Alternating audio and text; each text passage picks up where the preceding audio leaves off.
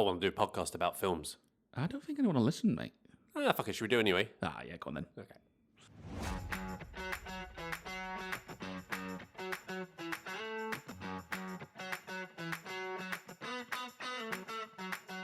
Hello and welcome to Movie the Needle, a podcast where two complete amateurs haphazardly dissect a film that one of us likes and one, well, not so much. My name's Simon, and I'm in our shed with my good friend Carl, where we'll be explaining our opposing viewpoints and seeing whether we can movie the needle for one another. This week, we are discussing the 2017 action thriller starring Tom Cruise, which launched and ruined Universal's dark universe concept in one fell swoop, Sandstorms, and brain-controlling spiders? Ensue, it's The Mummy!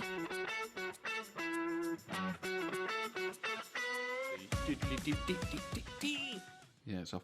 I mean, that's cheeky, isn't it? Having a dig about the film where I've got no right of reply. Yeah, I know, yeah. In the intro there. I was struggling to come up with anything, to be honest, which is the theme for this movie. I was struggling to come up with anything. Could be a quick one. It could be a quick one. I mean, when we say quick, obviously we mean a tight hour 45. Oh, yeah. Yeah. Nothing like the marathon last week. Which was, what, 2 hours? So I suppose tonally it'll be very different as well. Hopefully it'll be a bit more of a You'll lighter be effect. less bloody miserable, won't you? Well, to be fair, I did beg you for it, and so I got what I asked for already, didn't I? So Look, all I can say is I was true to myself. Indeed. So, Carl, exciting times. Come up with another game. Do you want to know what it's called? I didn't say do you want to guess what it's called. No, I know. I've called? just gone straight to that. Yeah. Okay. This isn't the game, by the way. Yeah, but it's like a meta game now, isn't it? Yeah. Game in a game. Game within a game. Right, I'm going to tell you. Is it something about Dark Universe? Is it? No. Is it just something about Mummy? Yes. All right. So it's going to be like. Is it like Who's Mummy? Who's the Mummy? Who's the Mummy? Who's the Mummy? Yes, nice. There we go. Well done. Yeah. So good stuff. What's been happening with you this week, Carl? Anything you need to update us on? Well, I cut the grass this week. You cut the grass? Wow. Yeah, because we said, I need to get one in before the weather turns. We did. And I did manage to get a cut in before it absolutely fucked it down on Monday. Yeah, it was slightly monsoonish. Yeah. And it turns out that there are a lot of ill cats in my neighbourhood. And I mean, like, ill in the poorly sense. Out rather than they're going around, like, spitting sick bars in a sort of gangster rapper kind of sense. Those cats are, like, sick. Yeah, well, it turns out they're spitting foul shit from their anus all over my lawn. Lovely. So is that you're discovering this as you were mowing? So you say, "Oh, what's that?" Oh, so I've got a little spade shovel thing, like a little mini shovel thing, because we get a lot of cats come through. We get foxes and stuff like that. So I spotted it. Too fucking sloppy for the shovel, wasn't it? Nice. So actually, the rain that came shortly afterward, welcomed. After you'd gone over it with a mower. Oh yeah. Spread it out a bit. Sprayed it all over the place. Yeah. Nice. Yeah. It's always nice because sometimes you don't see that, and then you go over it, and it was I was resting. wearing flip flops. Oh my god! It was resting, and it was fine. You couldn't smell anything, and then when the lawnmower goes off, it disturbs it, and off it comes, and you're like, oh. And my dog eats cat shit, loves it, like it's his favourite treat, and then he just absolutely reeks afterwards, and then tries to. Scene in American Pie. Yeah, well, indeed. Whichever American Pie it is, one of them. Yeah. So. You sent me a little note following a further... I mean, I didn't realise this was going to go on for so long. Our Mars discussion of following The Martian. It's that note. Yeah, it's not the other note. No, different one. And we said about a marathon bar came up last week, didn't it? And we said, a marathon was a Snickers. Yeah, I got a little mixed up. In the UK. But in the US... Yeah, so I got a little mixed up because I was like, well, I'm sure marathons are still a thing in the US, and they're not still a thing. No, they're not. No, they were discontinued in 1981. I've no idea before you why were born. I thought they were. Yeah, why they were still a thing. But they are made by, or they were made by Mars.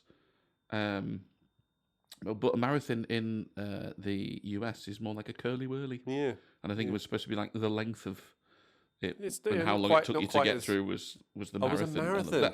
That's what somebody theorized. on the article I was reading. Thoughts on a curly word? But I say article a lot when what I really mean is Reddit. Right. Okay. Yeah. Bit grand. You're not reading long form. 5,000 word essays. No. I mean, Although maybe sometimes, actually, yeah, they're just yours. Yes. Yeah, indeed. What's your thoughts on a curly whirly, Carl? I like a curly whirly. Yeah. And You like to work for your chocolate. do you know what the curly willy squirlies? The little The bits bags, and yeah. the bags. Yeah. Really good. Lovely treat. I think I prefer that to actually digging in with the old teeth and ripping it apart like an animal. Well, you say you like to work for it. You say I'm not big on sweet in general. So maybe there's something in that. When I do indulge in a bit of chocolate, or whatever, there's like, whoa, yeah, go on. There's a bit of a mission. I'm basically calorie even here because yes, that's right. How chewing I'm having to do. Yeah. So you did send me another note.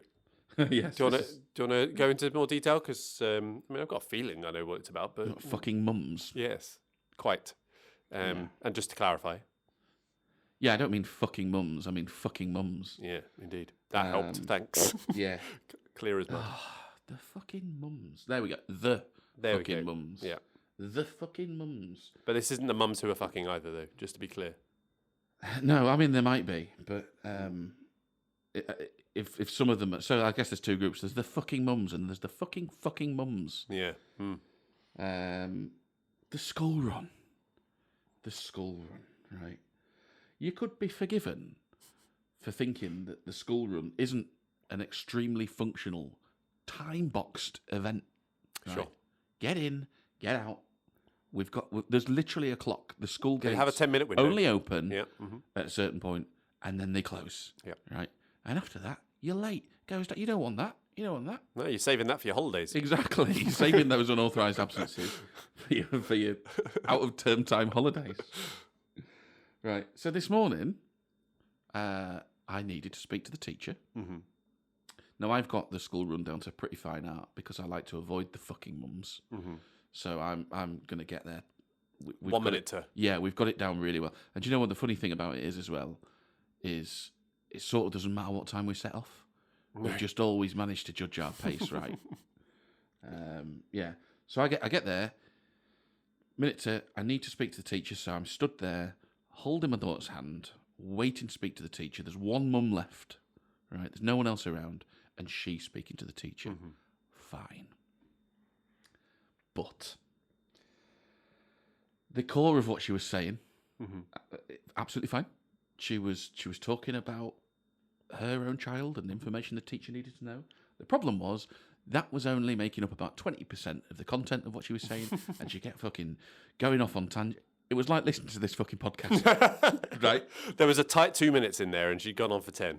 Is that what you're saying? Yeah, and she's just cracking jokes and these tangents. It was like it's going on about line of duty or whatever, right? And I'm stood there like, it's obvious I need to speak to the teacher. Yeah, I think, oh, maybe she can't see me. So we edge round. So I'm like in her eye line. No, she looked at me and just ploughed on with the line of duty jokes or whatever. I think she must have gone for another 5 minutes after that. Really, really annoying. And then the teaching assistant, who's running around trying to get everything sorted because, they're closing the doors and all the rest of it, comes out and hands the teacher a walkie-talkie, right? And the teacher then turns around and goes, oh, I always wanted to be on line of duty, and starts cracking her own jokes. I was like, don't encourage her, for God's sake. So, yeah, fucking mums. Inconsiderate arseholes is Really, basically what you're saying. Just get on with it. The school drop off and fuck off. There we go. We should put that on the t-shirt. That is it. Yeah. We'll add it to the merch. Yeah, absolutely. So. What about you? Anything happened with you? No, not really. Been watching some movies, though. Ooh, me too. Go on, what have you watched? So, keeping up with my bonds to Oh, yeah, nice. for a future episode. Yeah. So, On Her Majesty's Secret Service. That's a fucking odd movie. Yes, it is. A bit of a hipster's choice for Bond movies. Yeah, I mean, they were definitely good parts. Definitely good things. He's doing a different thing. He's his own mixed bag, Lazenby, in that film. I mean, my favourite part, I think, has to be the turning the pockets of his trousers into gloves. I don't remember that. Is this one of Q's? I've never seen it before. It's just like, are these Q's trousers? Oh wait, Yeah. no. He just cuts out the little inner bits, puts his hands in them, and he's got some mitts. Oh, he's away. It's a proper MacGyver, that shit. And then A View to a Kill, which within that we've talked about filming locations before. Oh yeah. When you watch movies and they're in a city you've been to, there's loads of them. Loads of them. You haven't specifically been there for them, but there's lots of it. So that was at the Eiffel Tower. Been up there. Done. Tick. Yeah. Didn't go there because that's where A View to a Kill was filmed, obviously. And there are multiple other locations within in Paris. I was like, oh, I've been on that little embark, whatever it is. You know, we get on the boat. Yeah. What's it called? Embark. A barge thing. But no, No, like the tourist just boat where thing. it pulls in like a I don't jetty know what thing. it's But called. I don't fucking know. Anyway, and then it was in San Francisco. I was like, oh, been to San Francisco. Oh, been to that pier. Been to that thing. So that's Yeah, quite never nice. been to San Fran. Yeah, it's nice. I've been to Paris though. View to a Kill, not the best film that's ever been filmed on the Eiffel Tower. Do you know what? Do you know what it is? Oh no, come on. Condor Man. Condor Man. Yeah. Frank Spencer in it. Right? Okay. Look that up. This is Carl's Michael, what's his name? mysterious film past in loads of fun. education It's loads of fun. comes back again. I also watched Linford, a documentary. Yeah. Oh, it is about. Yeah, about Christie. Very good. Very, very interesting. Because Linford Christie was that's like my earliest like Olympics memory is like 1992 Yeah. Barcelona Olympics. And do you know what? He was like the only good British one as well at the time. So Yeah, Gunnell. yeah, I suppose so. Yeah. Yeah. He sort of he gets elevated because Yeah. of that as well. So And it wasn't just good. I mean, he was yeah, it was world class. Yeah, Well, yeah. get every single thing going. Mm. Worlds, Europeans, Commonwealth, Yeah, yeah, Olympics, yeah. all at the same time. So that was good fun. And then finished off the weekend, education for the boy, Oh yeah, The Mask. nice, Oh, so good. It's so Yeah. much fun. nice. It's brilliant. Now he gets a lot of the quotes that I keep yelling at him as well. So it's good. Oh yeah, you got a sample.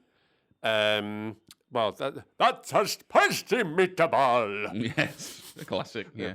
I like quite a lot. You got dog as well, so you could also do that. Sorry, Sam, the dog was rabbit. Had to put it down.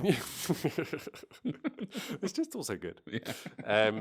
The PARTY, because I got it. You know, it comes out. Because I gotta. It's just great. Yeah. I love that movie growing up. It's very good. I hate it, so let's do it on the podcast. Yeah, you don't. No, I don't. I mean, I'd love for you to No, actually hate it. I'm in a way. afraid not. I'm afraid not. No. What about Wait, you? see that one in the cinema as well, actually. I don't know. 94 was it? Yeah, not sure. Not sure I would have seen that at cinema. Definitely had it on VHS though and watched it a lot. Yeah. What about you? What have you been watching? I've watched some bangers, mate. So Black Dahlia. no, not yet. I think Manchester by the Sea. no. Oh, Not after Whiplash. Jesus Christ! I needed something to pick me up. I think I mentioned Ronin last week. yes, you did. Yeah, so I followed that. If up only you with- had notes that you could keep track of which movies you talked Well, I about. don't look at last week's. Jesus Christ almighty. Especially not that week. God almighty, no. So I followed that up with The Usual Suspects. Okay, oh, nice. Oh, it's just... A rewatch, I assume. Of course. Yeah.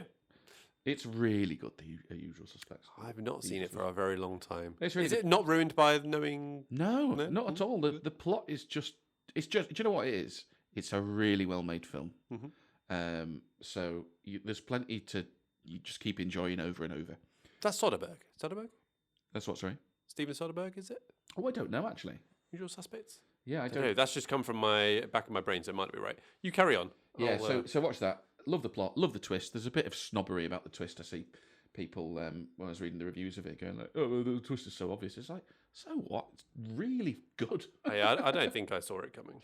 Oh, I did. But as you know, yeah, well, I don't see anything coming. no, so. yeah, that's a good point.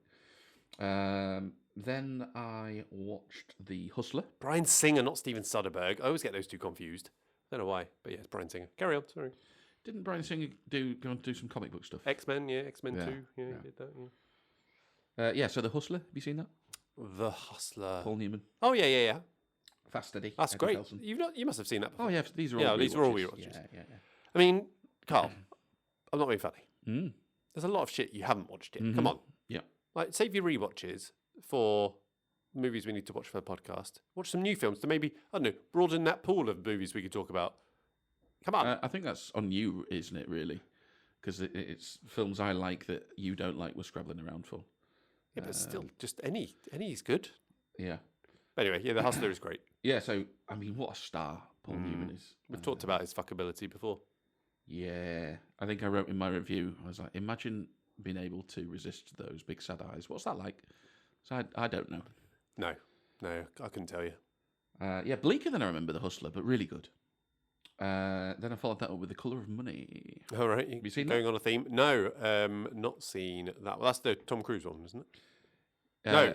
Yes. Yeah. Yes. Yeah. Yeah. So the sequel Yes. to The Hustler, Martin Scorsese. Yes, I do need to watch that. That was definitely a gap on the old Scorsese. You need to watch that. It's a bit shallower than the original, but a bit more fun, a bit more rewatchable. But it's really good.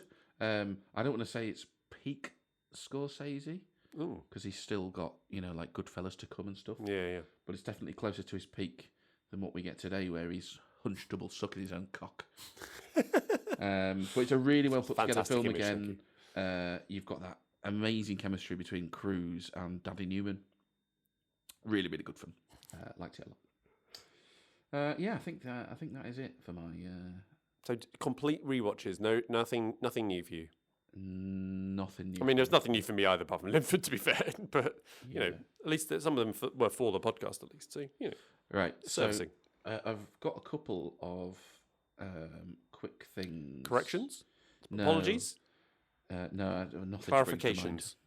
No. This is just to clear out the podcast notes because we've had a couple of notes in there for a while now. All right. Okay. We're going back, are we? I'm just have to mention these so we can clear them out of the clear them off the list. Sure. And honestly, these will be a lot briefer than perhaps they would have been because I can't remember why I put them in there. But I'm going to say them and then I can scrub them. They're off. not ones from holiday, are they? No. Okay. Darla the dog. Darla the dog. Yeah, and I think this was relating to animal acting. We had a question about animal acting. Okay, yeah.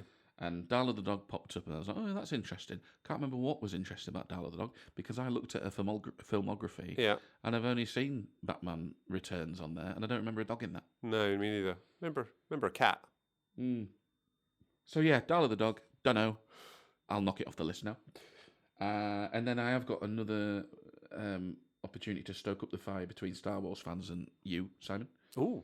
I had read some interviews with both Hamill and Ford, really shredding the dialogue in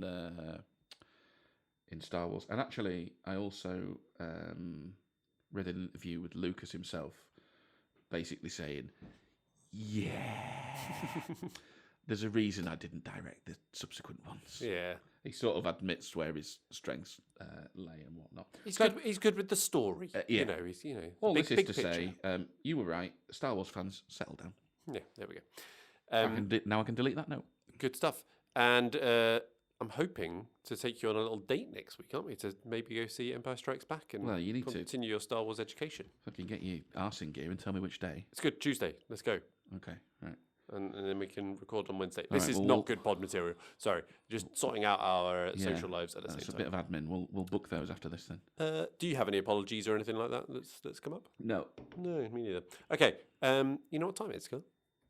I have a suspicion I know what you're getting at. It's time to unveil the ale. He goes, we've now got, just to so you can visualise this, people, there's now a curtain acting as kind of a de-echoer, but Carl just disappears behind the curtain now to get the beer. It's actually a proper unveiling. It's pretty cool. Quite mysterious. Right, we've got two. Now, I can't remember if there was something in the movie. I know he drinks a beer in the movie, but I don't know if you ever see, because it's in a pint glass. I don't know if you ever see what it was. Oh, yeah, in the pub. Yeah. Yep. But I ignored that. Yeah, I don't think you saw what it was. I think it was just beer. But you ignored that. That's good. Okay, beer number one.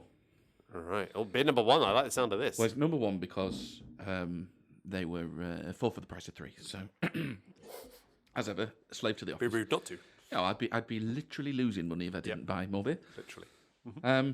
Are you familiar with Iron Maiden? Yes. Well, to a degree, yes. Yeah. What about their mascot? Iron Maiden's mascot? Eddie. Eddie. No. So Eddie is a zombie-like figure. Okay. He usually makes an appearance in the live shows. Okay. As like a I mean, it varies in size. Sometimes it's a massive mannequin. And as well as that, and featured on their album artwork, he also features on their beers, one of which I have with me today. So we're going with the zombie thing, right? Zombie, yeah. Which when it's about the mummy, obviously you're screaming zombies. Well, here's the problem. So the Trooper Pale Ale, which is what I have here, they've got. There is a version of Eddie where he is dressed as a mummy because these themes change from album to album. I think it's the Power Slave album. Someone can correct me on that, which would have actually really worked quite well. Power Slave, he's a slave to the power, the force, whatever you want to say. Probably not the force. Well, I mean, that'd be confusing. Tom Cruise is something of a slave to his sexy mummy, isn't he? So fucking hell, that sounds wrong. We'll come on to that later. Yeah. So anyway, on that album, Eddie is actually dressed up as his mummy. A mummy. But this version of Eddie is from the Somewhere in Time album, so it still kind of works, but he's a bit more sort of modern in this. So what's the beer called, Carl? Trooper Pale Ale. Trooper Pale Ale by Iron Maiden, or have they got an actual brewery name? Is this like? Well, I think it's Robinson's Brewery that Robinson's that make it. A hearty 3.4%. Yeah. Ooh. Well, to balance that out, okay, for the second beer, yes, there's a bottle of Old Tom. Old Tom. Yeah. Which is like 8.5% now. An old Tommy C. It stars slightly less old than now. Yeah. Tommy C, as we call him. So there we go. Trooper Pale Ale. Good stuff. Well, I'm still working my way through a San Miguel, so I'll crack that one open in a second. Are you ready? Are you ready to pour? Are you going to do a live? Or do you want to do it in the next section? Yeah, let's go next section. Good stuff.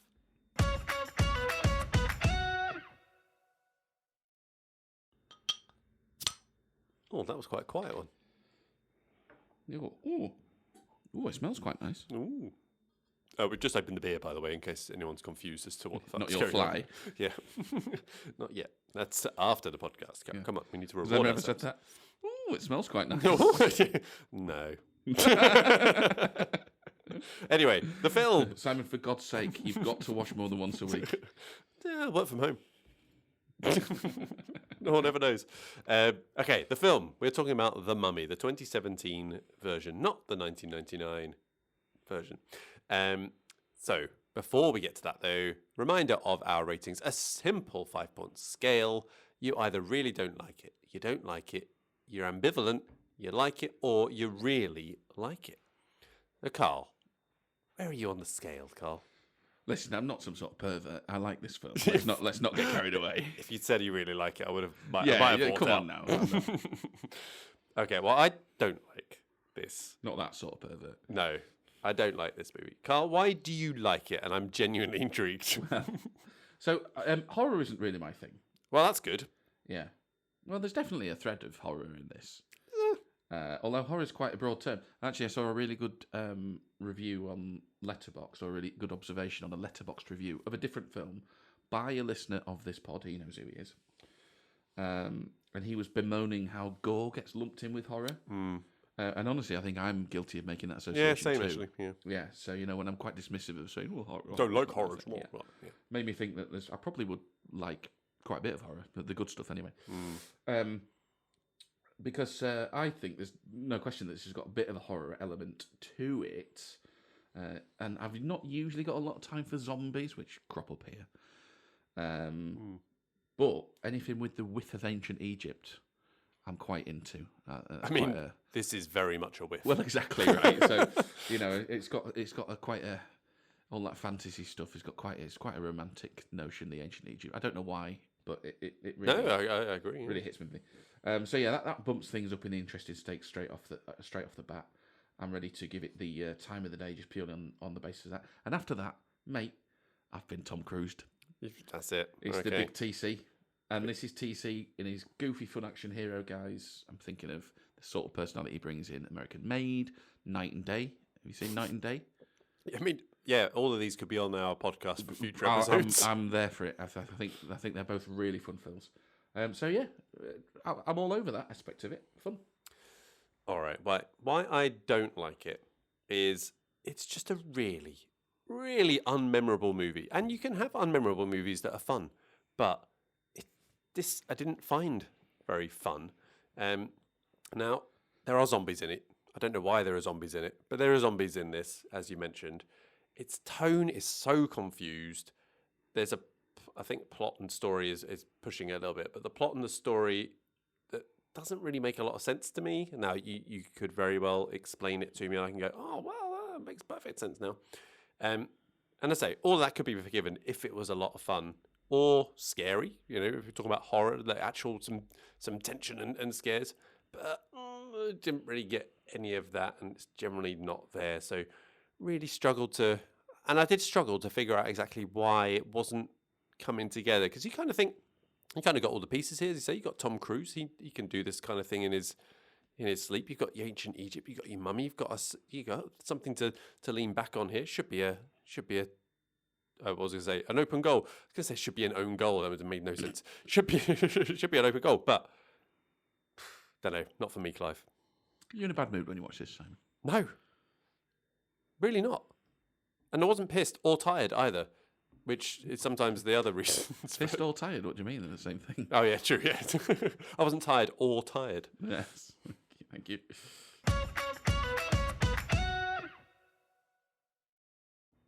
Gotta say, yeah, it's very English paley, but it's still pretty fruity. It's nice. Okay, well, I look forward to starting it.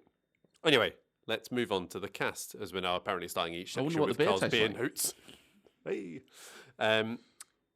So, starting off with Mr. Tommy C, Tom Cruise, making his second appearance on the podcast after Cocktail, right? Yeah. Is it? Did we do 3? I don't know. I can't remember what we've done. No, me neither. I think second. Yeah. Viewers, viewers, watchers, listeners, whatever the fuck you are. Emma, you tell us which one we've done. You tell us whether we've done another Tom Cruise film. I feel like we might have, Can't remember it, though. So. Yeah, I'm in that same sort of boat.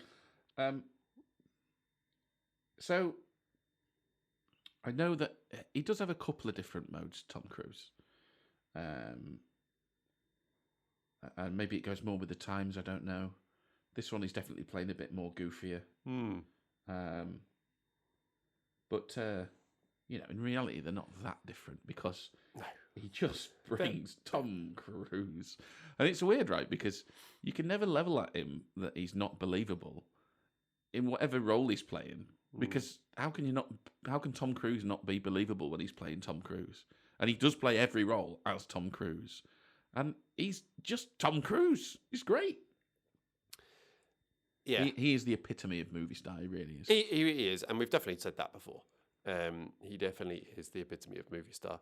He is watchable in pretty much anything that you see him in. I get he's not everyone's bag, but I do generally enjoy him. As you say, yes, he is very much in his more goofy thing. And I think it's a little bit that I'm not sure he really belongs in this movie. I think he's doing a different movie to maybe what everyone else is doing a little bit. He is definitely thinking he's a bit more in a comedy, a bit more in the goofy side of things. And I think I'm gonna pull this into production later probably as well. But I kind of think he doesn't belong in this movie, and actually it might be better served as a film if there's someone else there that isn't Tom Cruise and doing Tom Cruisey things and doing all that. But for what he is in the movie. So you wanted this movie to be more serious? I would say I wanted to decide what it is. Would be good. I'm not sure what it knows exactly what it's being. That's the problem. It's kind of a mixture of everything. Because if you can't, we'll get into this, but fuck it, we'll just do it now. The 1999. Right, now we've got a structure where we can talk about the cast here. Right? Fine, cast. Yeah, we will definitely need more talking points. Okay, fine. Later. That's a good point. We've got fuck all to talk about. All right. Next, Annabelle Wallis. That's her name. Yeah, playing Jenny Halsey. I think she's great in this. I have only really seen her in Peaky Blinders. Yeah, TV, don't watch it, mate. You must have seen Peaky Blinders. No, I've not. Don't have time for TV. Christ, I can barely fit in films. Yeah, but she sort of has to play that one a lot more. Is she Brummy in that? No, I think she's disappointing. Irish in that. She sort of has to play that one a bit more. I don't know, subdued. Maybe not the right word. It's a lot more of a straight role. I think she's playing a pretty straight in this. No, no, I don't know. I thought she was quite spunky in this. Really? Okay. Yeah, I thought she was pretty good. It was nice to see her sort of impress herself on the thing a bit more than what she gets to do in Peaky Blinders. Impress herself? You think she was? I don't know. Well, look, it's hard to go toe to toe with Tom Cruise, but she's her character's certainly a bit of a driving force through this film. I think she brings a bit of something. I quite enjoyed her. She does. Yeah. All right. Well, you wouldn't spy, would you? You hate women. I mean, I mean, I don't know. I struggle to. Yeah, I don't know. It's a very. I don't know. Her forehead doesn't move. Her forehead One of doesn't my notes. move. Yeah, very expressionless. Oh, so we're just commenting on people's appearance now, are we, Simon? No. How very I think 24 as an of you. actor, Come on. some sort of facial expression I think is quite key, and don't you get so much as a furrowed brow throughout the whole thing? Misogynist. Dull. That's what she is. Oh, is she? Yeah. Yeah. So what she is. She is. Yeah. Yeah, I've got no leg to stand on because my note for Sophia Boutella is Fucking hell. All right, we're going down that route, are we? Cool. So yeah, well, wasn't she though? She looked great in this. Sure, she's fine. She's fine. You're dead inside in more ways than one. I mean, do I want a sexy mummy? Oh shit! This film. It's easy done, isn't it? Oh, It's easy done. God damn it! What was your game called again? Who's the mummy? Yeah, I mean, I don't know. I mean, we don't want to get to the closing statements too soon, but I think you've taken this all together far too seriously. I don't think I'm taking it. No, I'm not taking it seriously. Well, I think you are. If you're saying like, "Oh, I want it to be this," come on, just sit back and enjoy what's there. What is it though? Who cares? I don't think it knows what it is. It's like sometimes it is being like, oh, serious. Sometimes it's like, sat down, adventure thing. You watched this sometimes with the it's missus. I did, yeah. So you've sat down with the missus to watch a film of an evening, and she's had to go, Simon, will you just shut up and watch it? Because you're sat there going, oh my God, I don't even think this film knows what it is. I don't commentate. Will you just watch the film, Simon? We're just trying to have a nice relax. I haven't seen you all week, right? It's been a busy day at work. Well, shut just the fuck sit up. down and shut up, right? This is our quality. Don't ruin it. That's what's happened. I don't do any commentary during watching movies. It's one of my pet hates when people you sit there and go, talk. And she's, I can hear you, Simon. Come on. What is it this time? No, nothing. No, it's fine. You got anything more to say about Sophia Boutella apart from 4? I mean, her part doesn't give her too much to do, does it? No. But yeah, whatever. She was fine. Okay. How about Russell Crowe? As Jekyll, meh. As Eddie Hyde, I thought he was loads of fun. It's about 12 seconds. Yeah. Well, he's not in the movie loads at all. No. There's a he was clearly having fun sort with it, of to be fair. exposition at the start, which I'm sure you'll love, and we can talk about in production when that happened. We will I was definitely. like, oh, Simon's gonna love this. We will definitely talk about the 8 minutes of fucking narration and exposition to start. Yeah, like as Mr. Hyde, it was a bit of a turn. Literally, yes, that's kind of. And they were intending for these to be sort of part of a wider franchise crossover type universe thing, weren't they? Where presumably, if it had been more successful, he'd have come back. So I'd have lapped him up as more Hyde and more Mr.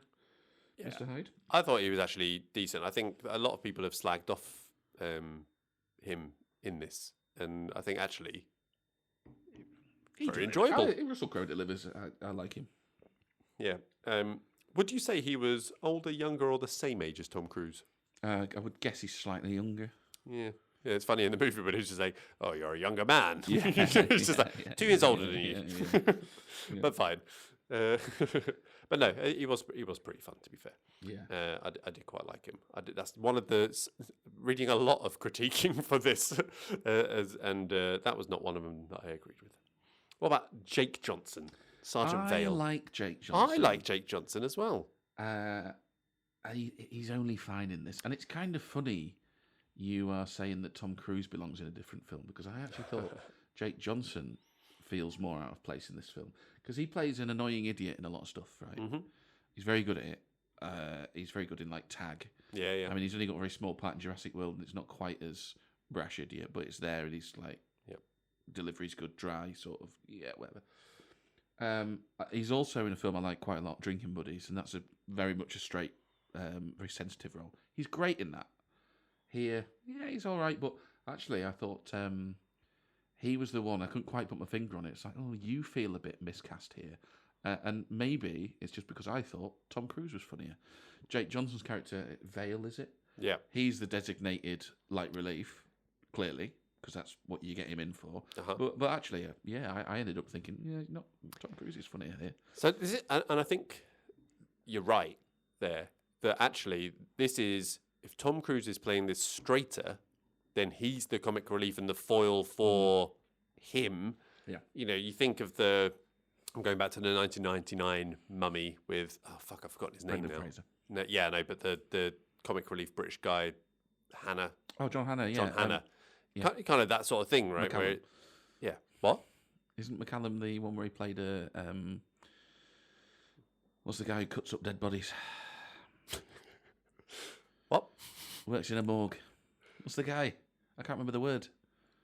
The professional that performs the autopsy. Him. Yeah, exactly. What's that word? My mind's pathologist? No. Yeah. So what's your point? Sorry. That was sort of the thing that made him John Hannah. Was it McCallum? McCallum. Yeah. I'm pretty sure. That doesn't sound right. Yeah. Okay. Anyway, there's a load of mums listed. Well, I mean, they're in. And if there was, I've just. If there was, you've turned them all off. Yeah. There's a load of mums listed. Yes, it was McCallum. Yeah. McCallum doesn't sound right, but you might be right. But yeah, I think Jake Johnson. Yes, it was McCallum. Thank you. Never fucking heard it. Jake Johnson, I think, if this movie is something slightly different, he is the comic relief. But I think because Tommy Cruise is playing it a bit wacky, you're right. I don't think it's not necessary to then have the comic relief because you've already got the comic relief. It's Tom Cruise doing his funny Tom Cruise stuff. Yeah. And then yeah. So, but I like Jake Johnson generally. I could have done with more of him, but in a different pairing, I guess. So yeah. Anyone else? No, I've not called out anyone else. Any recasting, Carl? Oh, I've got a bit. I've got 4. I've got Nick Morton, Jenny Halsey, Idiot Sidekick Vale, and Jekyll. Who do you want first? Well, we'll start at the top. So we go for Nick. Big TC. Yeah. So my preference would be an actor I think's very good. He's good as an action hero. He's got a bit of the charm and all the rest of it. He can be a bit funny. Been mentioned before, Chris Evans. Chris Evans, okay, right, yeah. So I've gone for another Chris. Oh, okay. Pine. Yeah. Could see him doing this sort of thing. Yeah, you could. And a bit less of a heavyweight than the old Tom Cruise, so I think he might blend in a bit more and he could, I don't know. Yeah, not bad. Don't mind it. I have got another name because it's just pure wannabe Tom Cruise. Glenn Powell. Yeah. Nowadays, you did it. It probably would be. Yeah. Could see that. Well, Brendan Fraser, he'd be good. Not these days. Not these days, though. A bit old for it. But yeah, I think. But again, like coming back to the tone of it, like if this is like an adventure, like full-on adventure movie where they're in Egypt and they're doing all those things, and you could have like a Chris Pine doing that, or it might even be better if Tom Cruise was doing that as well. Well, funnily enough, I did think, how good would Tom Cruise have been in those Brendan Fraser ones?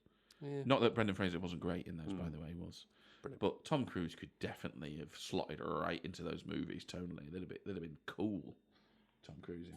I think it would have become a Tom Cruise movie, though. Well, what's not to love? I know, but it becomes a Tom Cruise movie. I think that's the problem. It doesn't need to be a Tom Cruise movie. There's other movies of Tom Cruise movies. Yeah, there is. All right. Jenny Halsey. Mm.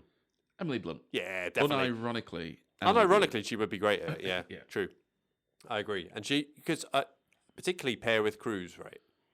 And this is going to come back to one of my points later, which I'm not going to spoil. But the chemistry that they have in Edge of Tomorrow, fantastic. If you had that in this, Very good film. It is a very good film. If they had that in this, then that would be fantastic. So idiot sidekick Jake Johnson, the idiot sidekick being the all important bit here. Yeah. Sean William Scott. All right. Yeah. Is he still acting? Yeah, he's around. Some bobs, isn't he? Yeah. I could see that. I haven't got anything for anyone else, by the way. Well, I've got one for Crow. Dr. Jekyll. Mm. Jude Law. Okay. Yeah. Yeah, he's got the authoritative bit down, Dr. Jekyll. Yep. I can see him playing the cheeky chappy. What Mr. accent Hyde. would he have as the Hyde? Oh, he'd have a Cockney. similar accent. Yeah, he'd have like your Cockney accent with that. Yeah, love Jude Law. He's a fabulous actor.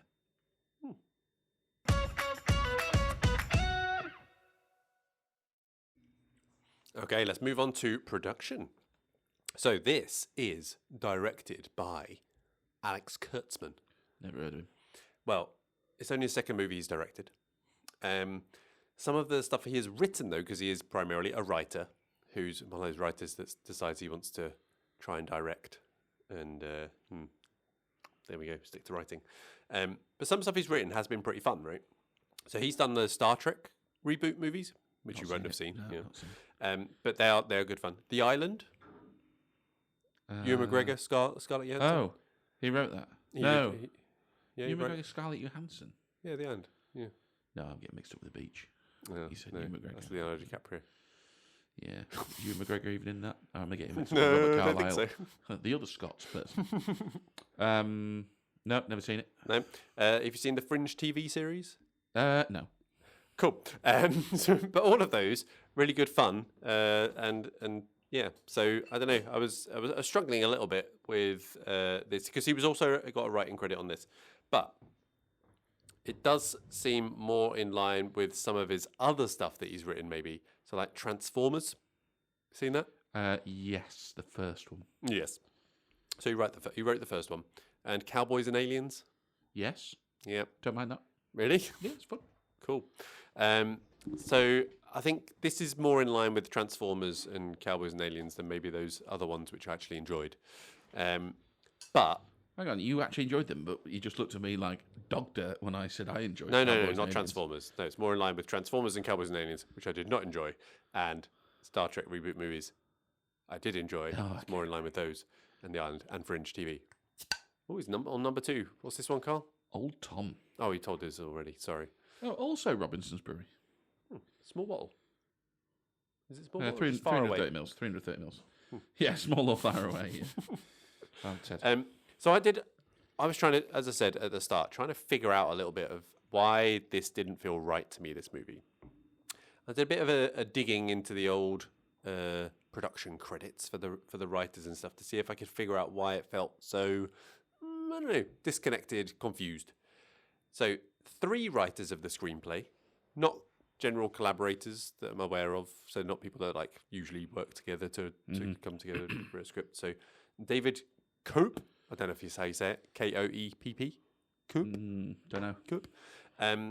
So he's done the newer Indiana Jones films, so Dial of Destiny, Yeah, they've gone down well. haven't and the other one, Crystal Skull. they? Yeah, I've got to say, I don't mind either of those. And in fact, Dial of Destiny, perfectly. You are about to like it even more, okay? Yeah. He also wrote all the Robert Langdon films. Yeah, don't mind those either. Yep, They're fun. so Yeah. This is all matching up, Carl. This is all I'm saying.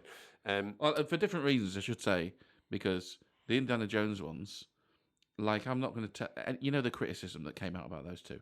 I'm not going to argue against any of that. What I'm going to say instead is, you should take your rose-tinted glasses off Yes. when you watch the first 3. Yeah, I think we've talked about this off pod before. Yeah. It's just like, if you rewatch them, they're Yeah. not that far disconnected. They're not in at terms all. of tone and stuff. And in the from right original. spirit, they're perfectly fine. Yeah. War of the Worlds, so Tommy C. Yeah, don't mind that either. Yeah. Mission Impossible, the first one. Yeah, the first one's very good, yeah. Involved in that as well. Yeah. So he's got the history with Tom Cruise. Yeah. So it's got me thinking, okay, has Tom Cruise brought him on to do that maybe? He also did the screenplay for Carlito's Way and Jurassic Park. Ah, this guy's great. Got some chops, right? Yeah. Then another one of the writers, Chris McQuarrie. Now we're talking about Tom Cruise. Now we're talking about the Tom Cruise connection. I was like, okay. Yeah. The first guy's worked with him on a couple. Then McQuarrie was on Ronin as well.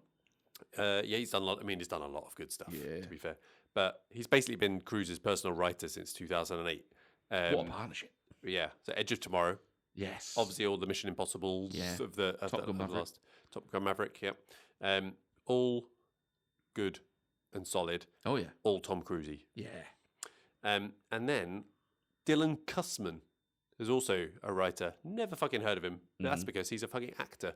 You will probably see him and go, maybe I've seen him.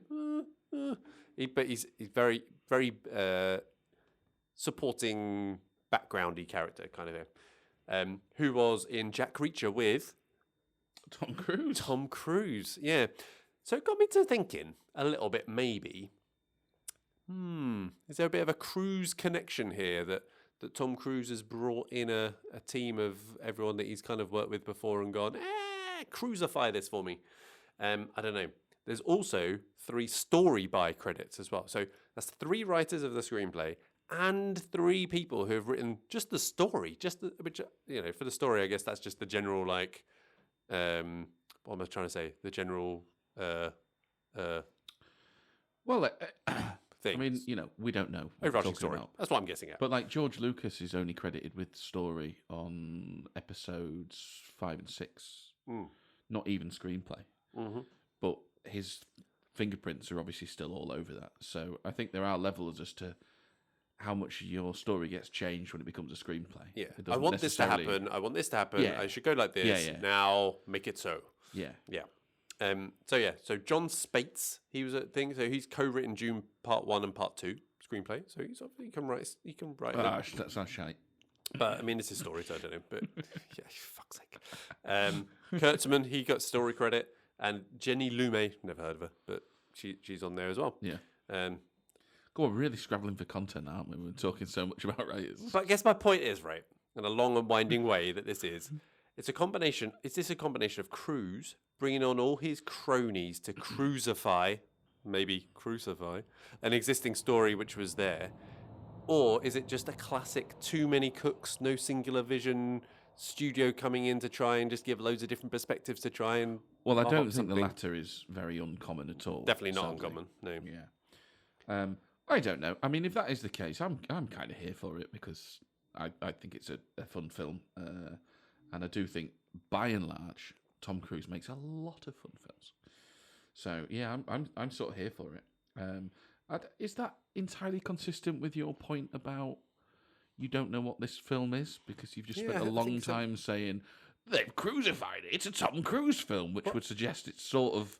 It knows exactly what it is. Well, I think... And you did say Jake Johnson doesn't really fit because it's a Tom Cruise film. Yeah, well, this is what I'm saying. So, is that I don't think it originally started as a Tom Cruise film. Mm-hmm. And then I think Tom Cruise has come on, and then they've tried to retrofit it to become a Tom Cruise film. Yeah, This is my theory. So, therefore, you get this weird mix of tone. So, it's like, oh, yeah, Tom Cruise is coming in. He's going to be the wacky Tom Cruise. We're going to do the wacky Tom Cruise bits and stuff. And then you're trying to fit it around this story that is going to fit into a larger universe, which doesn't really then work as a whole. So I think that's the angle I'm coming at there. Yeah, fair enough.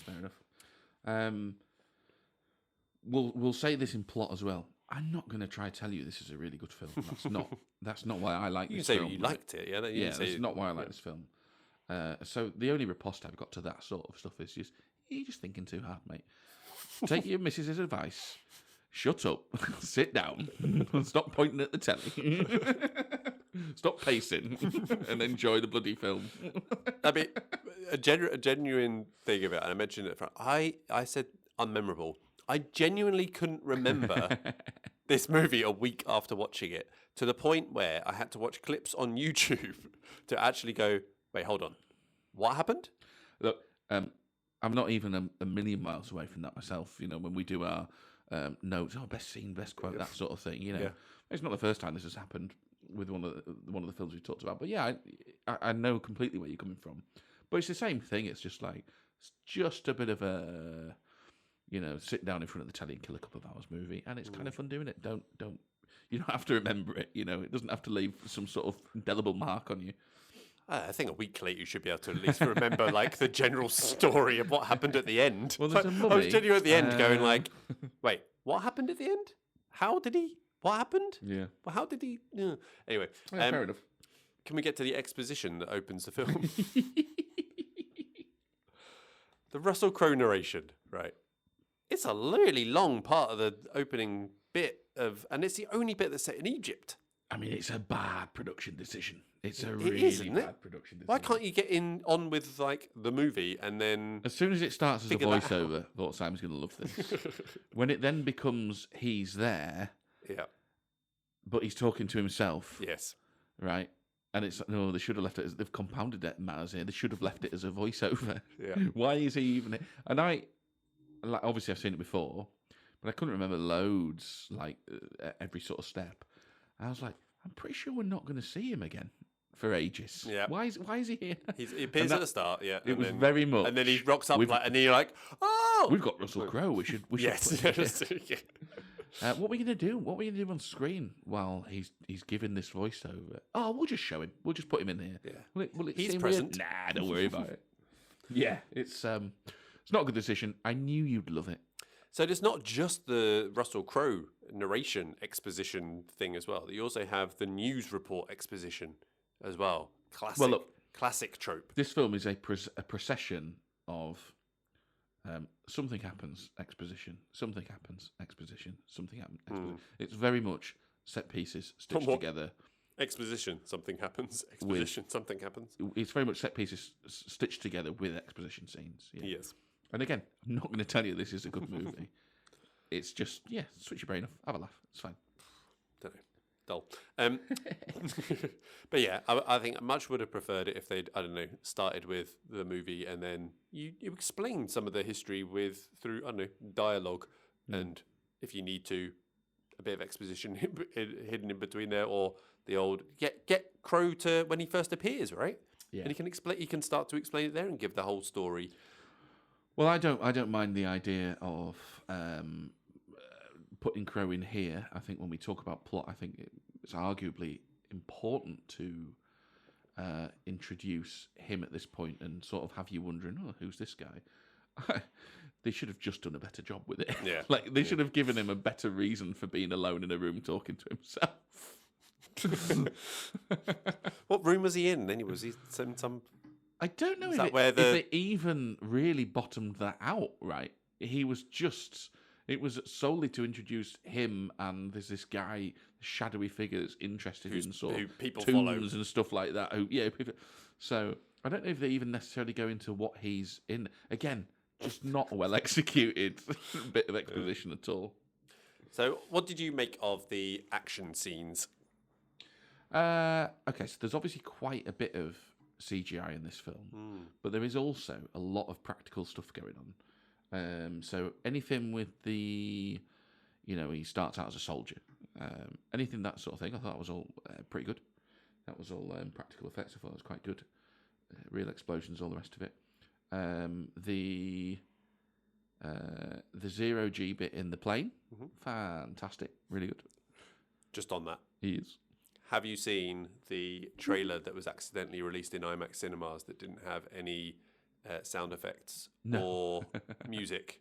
No. And it's just, Is it that bit? yeah. So you just hear the, whoa! Yeah, because I've read that took like 64 takes, and apparently everyone except threw up. Wallace and the big TC, of course. Yeah. This is he's this just is like, child's this is play just a for Tuesday. TC. Yeah. Everyone except those were throwing up, and it was like an awful experience. But they were just like, this is cool. Yeah. But no, did that for real, really great. Looks great. Some of the I liked the fight scene with Mr. Hyde. That was quite cool.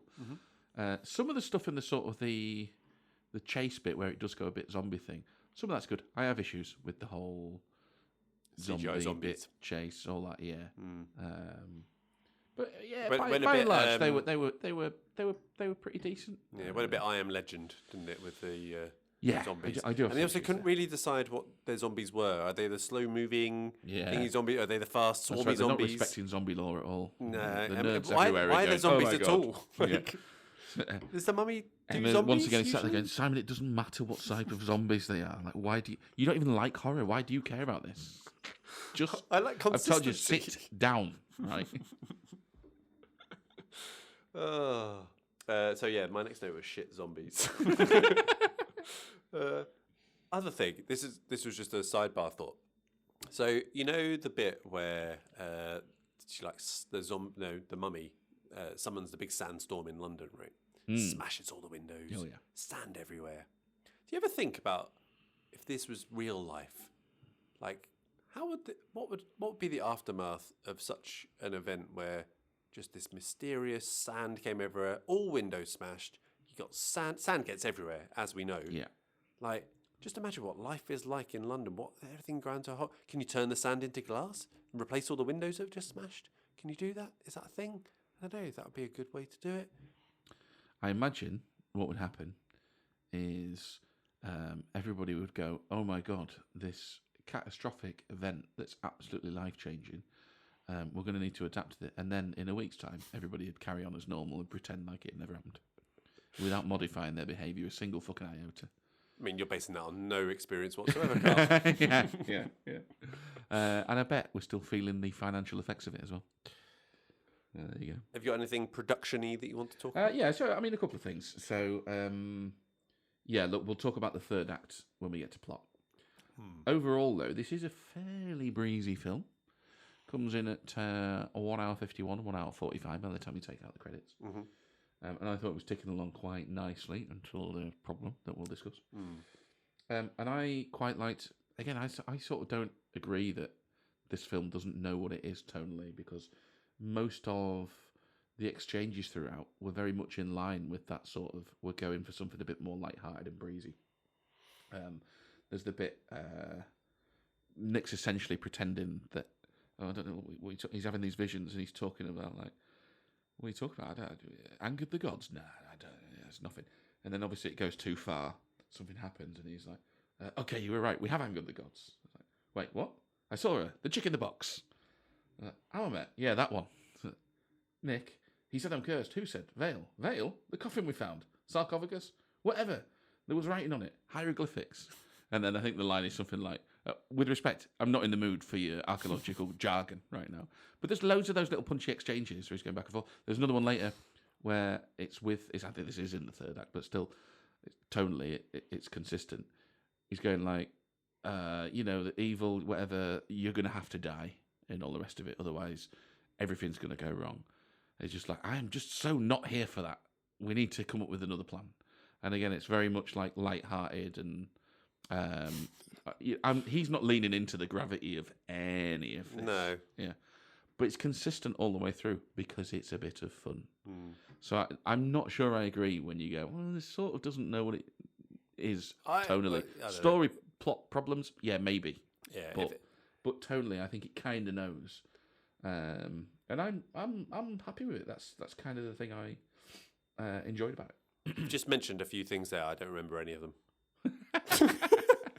You were too busy pacing the room tutting. We've been through this. Yeah, they did. There was dialogue. I remember that. Yeah. Don't remember any lines. Wasn't particularly smart dialogue. Oh no. But again, it's snappy. Not that. Yeah.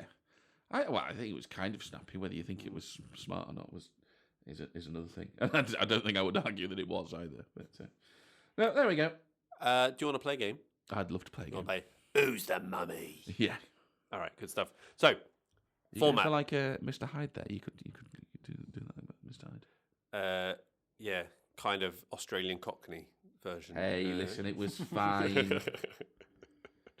It's Russell Crowe. It's fine. You're nitpicking. It's fine. So yeah, Who's the Mummy? Yeah. I'm going to tell you the name of someone famous, and I'll test your knowledge on their famous mothers from the world of film. Mm-hmm. Okay. So you just have to say whether they are the mummy or not the mummy. All right. Okay? Yep. All right. So, child, Jaden Smith. Right. Mother, Maggie Smith. No. Do you know who is the real? Yeah. Who's the mummy? It's Pinkett. Jada Pinkett Smith. Jada Pinkett Smith. Well done. That's a nice, easy one to warm you up, Carl. There you go. As if Maggie Smith would have a child called Jaden. What's gone wrong there? All right. She went on holiday to Jamaica once and never looked back. I've never slept with a black man. Right. Anyway, Kate Hudson. Is that line from a film? Where's that come from? No. Kate Hudson. Because I could see Maggie Smith saying that actually in a film. You know, when she plays like grumpy old lady. Yeah. Right, Kate Hudson. Kate Hudson. Yeah. Are we going? Are we going now? Are we going Goldie Hawn, or are we going the other guy that's Hudson, the actor? Who's the mummy, Carl? Oh yeah, mummy. Oh, it's Goldie Hawn then. Yeah. Yes, right. It's Goldie Hawn. Well done. Again, who are you going to say? Goldie Hawn. Yeah. Okay. Yeah. It's right. What's his name? You've struck horny gold with that one. Well done. Yeah, very good. Yeah. Okay, you ready for She was in Fool's Gold, Kate Hudson. Is that your joke? No. Just yeah, you should have. We could put the gold. Rainier Wolfcastle. That's the joke. That's the joke. Okay, Jason Schwartzman. Right. Talia Shire. You know. I know who Talia Shire is. Don't know who Jason Schwartzman is. You do know who Jason Schwartzman is. Do I? Yeah. He's in a lot of the... I can't Google him because it... Yeah, that would defeat. But you do... Talia Shire, of course, is You Can't Win Rock. Yes, exactly. Or Sonny's wife in The Godfather.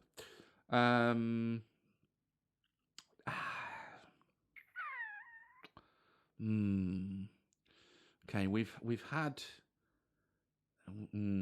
yeah, let's go She's the Mummy. She is the mummy, Yeah. yes. And you do know Jason Schwartzman because you have seen a lot of his films that you will have been in, okay? So Moonrise Kingdom, Rushmore, Darjeeling Limited. He's in a lot of, what's his face is called? Wes films. Yeah, not seen any of those. Really? He's in Megalopolis, so you'll see that when it comes out. He's in, you do know, he looks very much. Yes. Yeah, you know him. Yeah, I know him. You do know him. Yeah. Okay, you ready for the next one? Okay, yeah. Yeah. You ready for the next see one? it, actually, when look at it, it's got the mouth. Yeah. Part of the old Megalopolis family there. Indeed. Yeah. Get around, don't they? They do. They are the Coppolas. Thank you. I was having a real blank on his name for every second. I can't do it. As soon as I try and think of someone's name, it's gone. Anyway. Simon's had a beer. Yeah, 2. Okay, you ready for the next one? Yeah. Liza Minnelli. Yeah. Judy Garland. Who's the mummy? Do you think they're the mummy or not the mummy? You know who Liza Minnelli is? Yeah. You know who Judy Garland is? Yeah. Yeah. Let's say, I'm just metagaming this now. We've gone 1 for 1 for 1. Let's book that trend and go, She is the mummy. She is the mummy. Yes. Yes. I thought you'd overthink it and go like, no, they're a bit too similar, too musical kind of people. You've just picked 2 musical kind of people. But no, they are. She is the mummy. Yeah. Okay, you ready? Yeah. Toby Stevens. Oh, yeah. Heard of him? Yeah. Die Another Day? Oh, yeah. Yeah. Helen Mirren. Now, I think... you would think she can't be, can she? That's 2 on the nose. But there is, I'm sure I heard a piece of trivia recently. I'm going to have to say yes. She is the mummy. No, it's Maggie Smith. Yeah. Oh, we've gone full Maggie circle. Smith. Yes. The other Helen Mirren. No. Yeah, I've heard that recently on a James Bond podcast. Oh, well, there you go. Yeah, I've just got my old British women. You have. Up. You have. That's what I've done there. There you go. Yeah, no, good one. Yeah. 4 out of 5. A nice red herring there with Helen Mirren. Very good. Try. It's a game within the game. This Carl. Yeah, very good. Very good. Okay, let's move things swiftly on to the plot. And now, obviously, the easy one here is there's a plot. Well, to be honest, this is where it goes a bit wrong. And also, I was just having a reflection. So just a little break there between sections. And I was thinking, Cut, you're doing that thing where you're convincing me that I'm the one that's in the wrong here, when you are very much in the minority with this movie as well in terms of its liking and stuff. So I'm stuck. I keep thinking like, am I wrong? Am I? No, I'm not fucking wrong. Yeah. On this one. It's happened before, but not this one. God damn it! Anyway, the plot. I mean, that is very meta, isn't it? It's like, no, I'm going to rally against my own changing of my own opinion. Yeah. Go on, tell me something about a Seymour Skinner meme in there somewhere. Talk to me about plot. Seymour Skinner. Why? Yeah, it's like he's convincing me I'm wrong, and I'm believing it. Are my beliefs wrong? No, it's my beliefs that are wrong. Well, I fucked that up. Okay, good stuff. Plot, Carl. What have you got for me? What do you want? Positive, or do you want the negative? Let's start with some positive. Let's go positive. Okay. I say this: it's ambitious. You're saying there's a plot. There's definitely a plot here. They are trying to weave together a lot of things. So it starts out by mirroring the bones of the Brendan Fraser mummy films, right? We're very much going pace for pace here. They've uncovered a tomb. He's even got his comedy sidekick and all the rest of it. They accidentally unleash a mummy who gains power by fucking leeching life out of other people or whatever. In this case, it's a bit more turning her into an undead army than actually replacing bits of herself. But there is still a bit of that, right? So we start out by doing that. I will acknowledge, moving that into the present day compared to the, I think it's 1997? 99. 99. Yeah. It does lose a lot of charm because there's something about that 1999 effort. And we talked about the sort Which was of a period piece, romanticism of Egyptian mythology, setting that in the past, even only 100 years ago, whenever it was supposed to be. Really, really nice. And we do lose a lot of that charm here. But we start out mirroring that plot-wise. And I was sort of thinking, well, the thing is, if it keeps doing that and it's lost that charm, it's on a hide into nothing. So it's got to do something else. And it does try.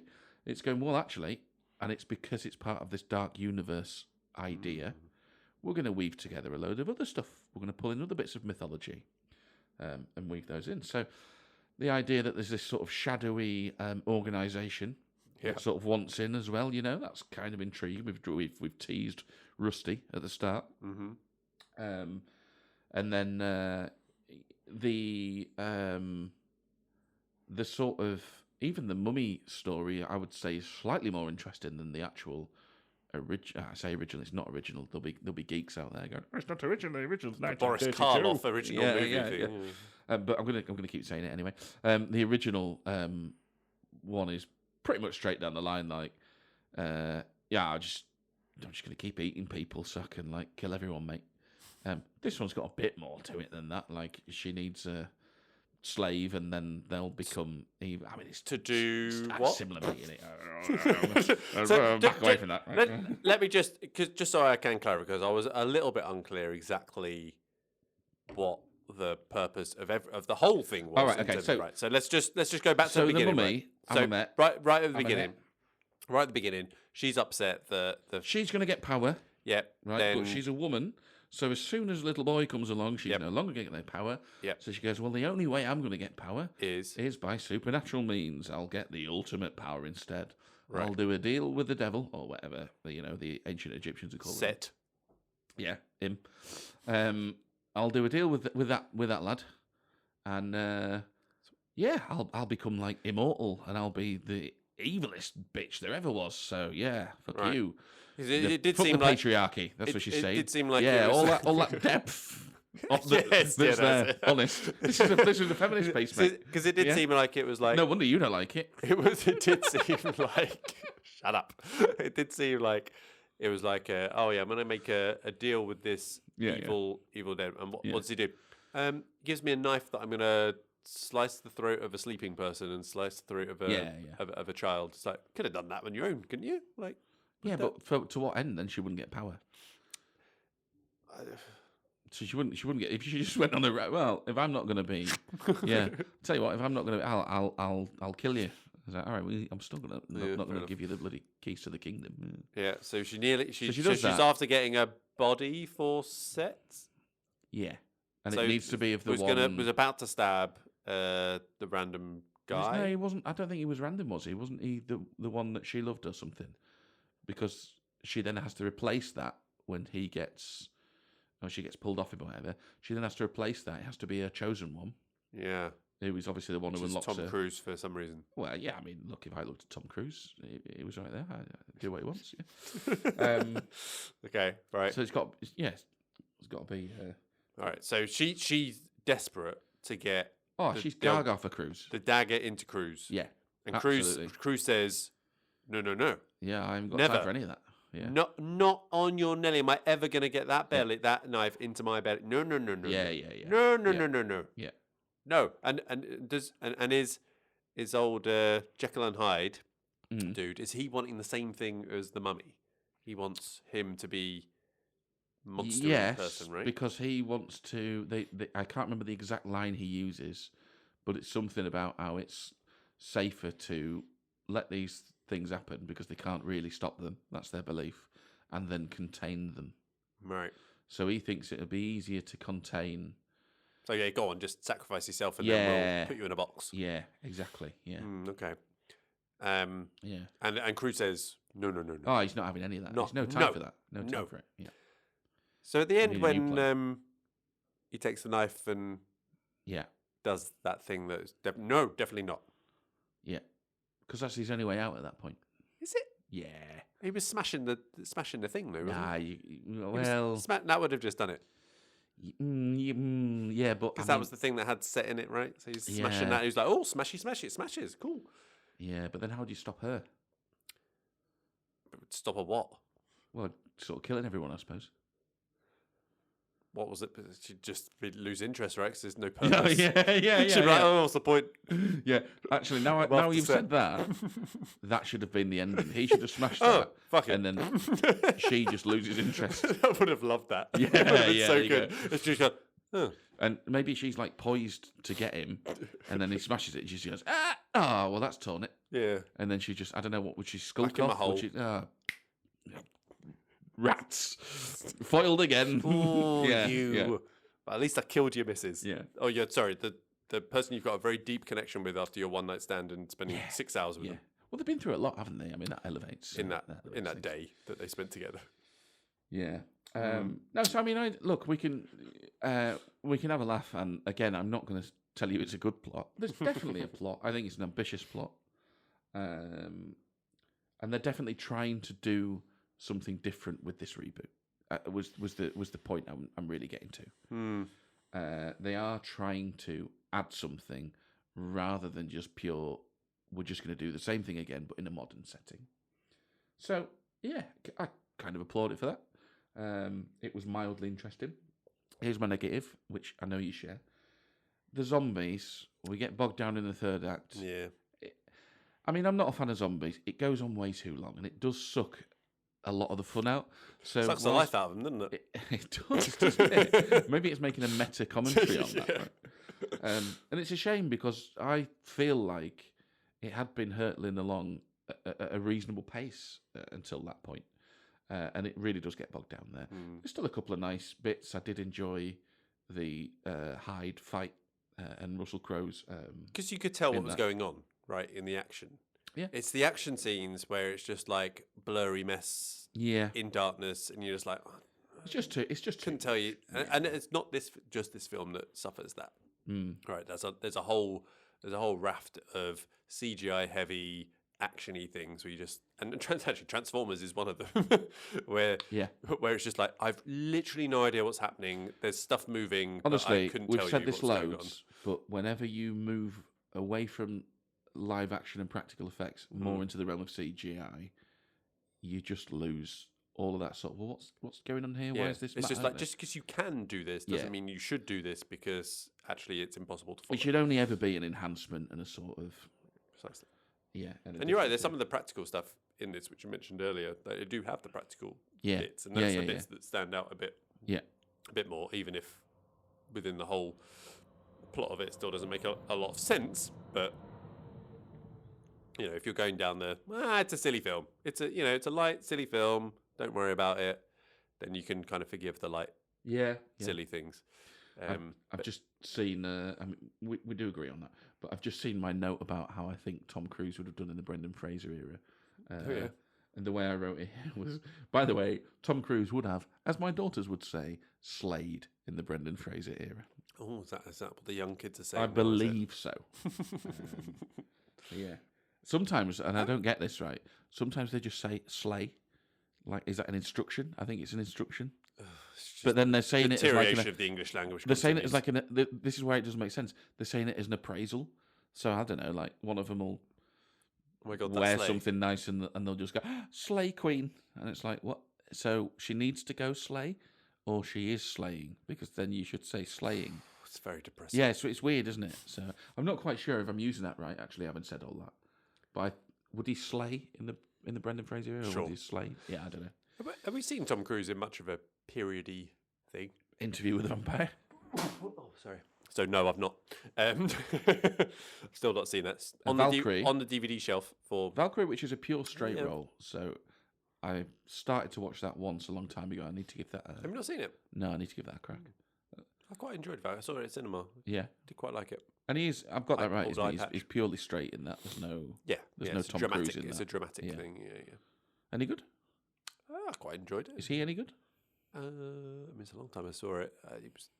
He was fine. Again, it's maybe one of those things because you've got the association of Tom Cruise with it.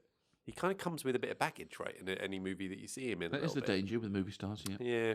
Yeah. So it's again one of those where you're like, oh, it's Tom Cruise, so he's going to win. He's going to kill Hitler. Yeah. Because that's what happens. He doesn't. No. What the fuck were we talking about? Yeah, well, I mean, we were talking about the third act. Oh, yeah. And I did write as well, even Russell Crowe's fun hide can't save the third act, but... And if we're thinking bigger picture, right, and this was the first movie of a whole series... Well, that is a final positive note I've got, is the ending was mildly more interesting than what I would imagine if they weren't trying to set up for a sequel, a sort of more traditional Hollywood ending would be, which is somehow he's going to escape unharmed, if you know what I mean. Yeah. So there's always two ways you can go. It's like, does he escape unharmed or does he sacrifice himself? And this one sort of goes, actually, he'll do neither. He will sacrifice himself, but he'll still escape because we're going to set this up. I thought, well, yeah, well done for trying something different. And obviously there's a reason because they're trying to set this up for sequels. And it felt odd, that ending bit, because he decides, essentially, I'm not going to smash the thing because Jenny... She might not lose interest. Jenny over there, she might not lose interest. She might just carry on. What was she still raging? Yeah. Oh, no, yeah, good point. Yeah. And then we'd have no power to stop her. Yeah. But wow. I think basically... But that's not actually what he decides and why he decides, right? She basically says, oh, Jenny who's drowned over there, she's going to stay dead if you kill this. And you're just like... Yeah. Yeah. She's very much drowned by that point. Yeah. And he's known her for not very long. They had a one-night stand. They had not a lot of chemistry throughout this, I don't think. Do you have the same problem with Speed? Speed? Yeah. Sandra Bullock. What the fuck are they hooking up for? They've only known each other. Well, a little bit. No, but if there's chemistry, right? But you don't really get the sense that there's much going on. Right. You think? Yeah. Yeah. Okay. Like I say, I liked her in this Wallace. Yeah. More grommet for me. Hey. But he decides, oh shit, I want to save my one night stand. Yep. So I'm going to stab myself with this instead. Become Set. Or whatever it is, the body of Set. And then he gets taken over and she's like, fucking yes. Oh, she'd also saved his life before that. When pulled him from a train, in front of a train, say it? Yeah. And then there's a scene where they sort of say, yeah, you'd have done the same or whatever. And then there's that bit where he goes, oh, and then she says, you did do the same. You give me that parachute. He's like, I thought there was another one. Yeah. There was only one parachute on that whole military plane. That's a bit odd, isn't it? Well, maybe the other's already been sucked out, Yeah, maybe. Yeah. But anyway, he decides, going to smash and stab himself to save Jenny, essentially. Yeah. Is his reason. Yeah. And then he gets all taken over, and it's the power of Jenny. Looking, it turns his 4 pupils back to 2 and manages to overcome No, I think the god of being incarnation of Set thing to then just kill the mummy. No, I think the point is, by then he's already realised he is in fact a good man, and I don't think there was anything. I mean, look, we're doing something that I don't advocate for with films generally, which is Trying to understand them. Trying to not understand them story-wise. I think you can lean into and say, did it get that right? I'm not a fan of nitpicking plot. Nitpicking plot is fun. Oh yeah, but it's like, does it make some sort of logical, like not logical sense, Yeah, but like yeah. So we're trying to rationalise what I think is really quite a light-hearted film and use its try pick through its plot holes, of which I'm sure there are many. One of which I think is Veil, by the way. We'll come back to that. What, appearing dead No. and then being alive? Well, I think that's fairly in keeping with the tone of this film. I wouldn't call that out as plot hole. But no, I don't think the curse would have necessarily rendered her evil, the mummy. I think the implication is she sort of already was, because she was the mummy. Yeah. What's her name? Amanette. Yeah. Yeah. So the idea, I think she was already evil because when the boy was born. Yes. Oh, I'm not going to get my power. Oh, well then I've got to do something about that. Yeah, so I don't think necessarily the deal with the devil would turn her evil. So therefore, I don't think Cruz enacting the quote-unquote curse would render him evil either. I think it just gives him the power to do something. He's choosing to use it for good, whereas Amanette would have chosen to use it for bad. Right? So, and I guess this is where I'm confused again. So she wants Cruz to become Set, but why? Like, what does she get from him? I think she gets the power. She's already like pretty powerful. She can control sand and tiny spiders and rats. Yeah, I mean, again, that would be another Birds? bottle that you could go. Are you not happy with that, love? Can you not Yeah, but it's like- inflict enough damage with So your it's birds? like we're going to hook up and then we'll be like Just power go couple. around sucking people's faces off. Hollywood That'll get a whole army like that, couple. yeah. Is that the idea? They want to be Look, like. I mean, sure. Look, it's a plot hole. Like I say, there are plenty of them. let's talk about Vale. So I don't fully understand why he stabs the Colonel. Yeah, the colonel on the plane, and at that point he's completely evil. But it turns out actually he's just got his own curse going on. He's like still Tom Cruise's mate, essentially. It's like this is what's happened. Oh, what do you mean? Well, at what point does he turn into an ally? Because he does seem to turn into an ally halfway through the film. Like with the visions that you see in him. No. So Vale, Vale, the zombie at this point, yes, when he's he first shoots zombified. him. Cruz shoots him. Yeah, but when he's first zombified, Yeah. definitely not on Cruise's side. No. But at some point in the film, he flips to being on Cruise's side. Yeah, but he's not real. That's like Vision that he's being. Oh, so that's the controlled, Vision right? one rather than the. Yeah, I think so. I don't think that's. Okay. I don't think Well, he's actually there. maybe that makes a bit more sense. Yeah, I don't think he's actually there. I think he's just being controlled by I the picked up on that. But by the mummy thing. Because how would that? Why would he just keep? Okay, you appearing? explaining away plot holes. Yeah. Well, I don't think it really explains much. It's a bit weird. Yeah. And I haven't seen this movie, but apparently that's just stolen straight out of American Werewolf in London as well. Okay. But I've not seen it, so couldn't say that. Yeah. What else have I got here? Yeah. Oh, he does kill the mummy quite quickly as well at the end. There's not much of a battle that goes on, where he decides, "No, fuck you, I'm going to overcome the power of Set." This is where your bad production decisions come in because they've already spaffed the load on all the zombie chase and all the rest of it. Yeah. And it's just Should like, should kept the powder dry on a bigger throw showdown. you over there and then kiss you. Yeah. Dead. Yeah. I'll tell you what was quite cool, and I should have mentioned this earlier, but the whole Mercury thing.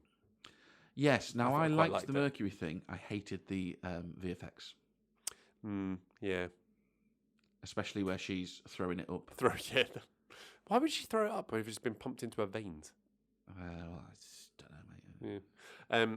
I mean, I suppose, Yeah. but yeah. Yeah, I don't. But yeah, it was a nice idea. And actually, you said you didn't feel any of the eeriness. You know, I'm not going to say I was sat there shaking in my boots watching it. Yeah. But I thought the setup in the tomb was quite nice with it's not a prison, it's not a tomb, it's a prison, that sort of thing. It's a They're prison they're with a all facing contraption that pulls the inwards thing and- out straight away. Yeah. Like, wouldn't it just cut the rope? No? Okay, fine. Whatever. It's fine. No, it's not. That's holding her down that weight. He shoots the weight off, and then Sure. that's what sends her, Right. brings her out. Okay. Quite easy to escape from. Well, not for her. No, but like for someone else. Yeah, Yeah. yeah. Dear. Yo, didn't the ancients think of that? The fucking Yeah. idiots. They've got this very clever contraption to Yeah. keep it down, but it's all Yeah. said, oh, yeah, Yeah. shit, it's quite easy Yeah. to... oh, well. No, but I thought, you know, and this comes back to my overall thing of the plot. I thought there were decent levels of sort of intrigue. They've had a go at let's say, a story, because the plot is definitely the weakest part of this film. They've tried to add something to this reimagining of the Mummy. They've not simply updated it.